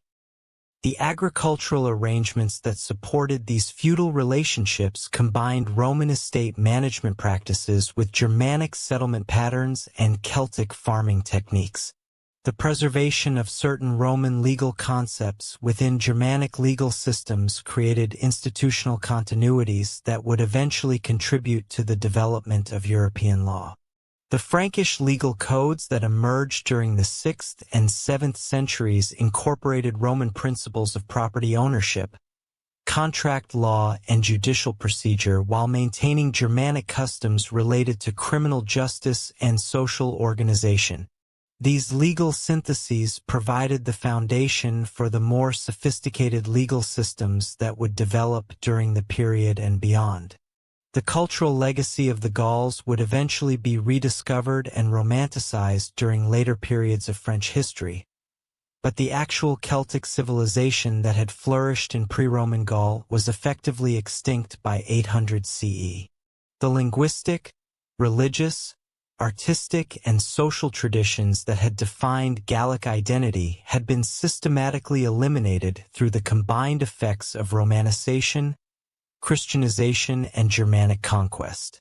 The archaeological remains that modern scholars study represent the only surviving evidence of a civilization that had once dominated much of Western Europe but had been completely absorbed into the broad occurrence of European cultural development. The transformation of Gaul from a collection of Celtic tribal territories into a Christian Germanic kingdom represented one of most complete cultural transformations in European history. The process that began with Caesar's conquest and concluded with the establishment of the Carolingian Empire involved the systematic replacement of indigenous Celtic traditions with imported Roman and Germanic cultural elements. By 800 CE, the last vestiges of distinct Gallic identity had disappeared, absorbed into the European cultural synthesis that would define medieval civilization. The Gauls, who had once challenged Roman expansion and created sophisticated political and cultural institutions, existed only in historical memory and archaeological evidence, their living culture having been transformed beyond recognition by centuries of foreign domination and cultural assimilation.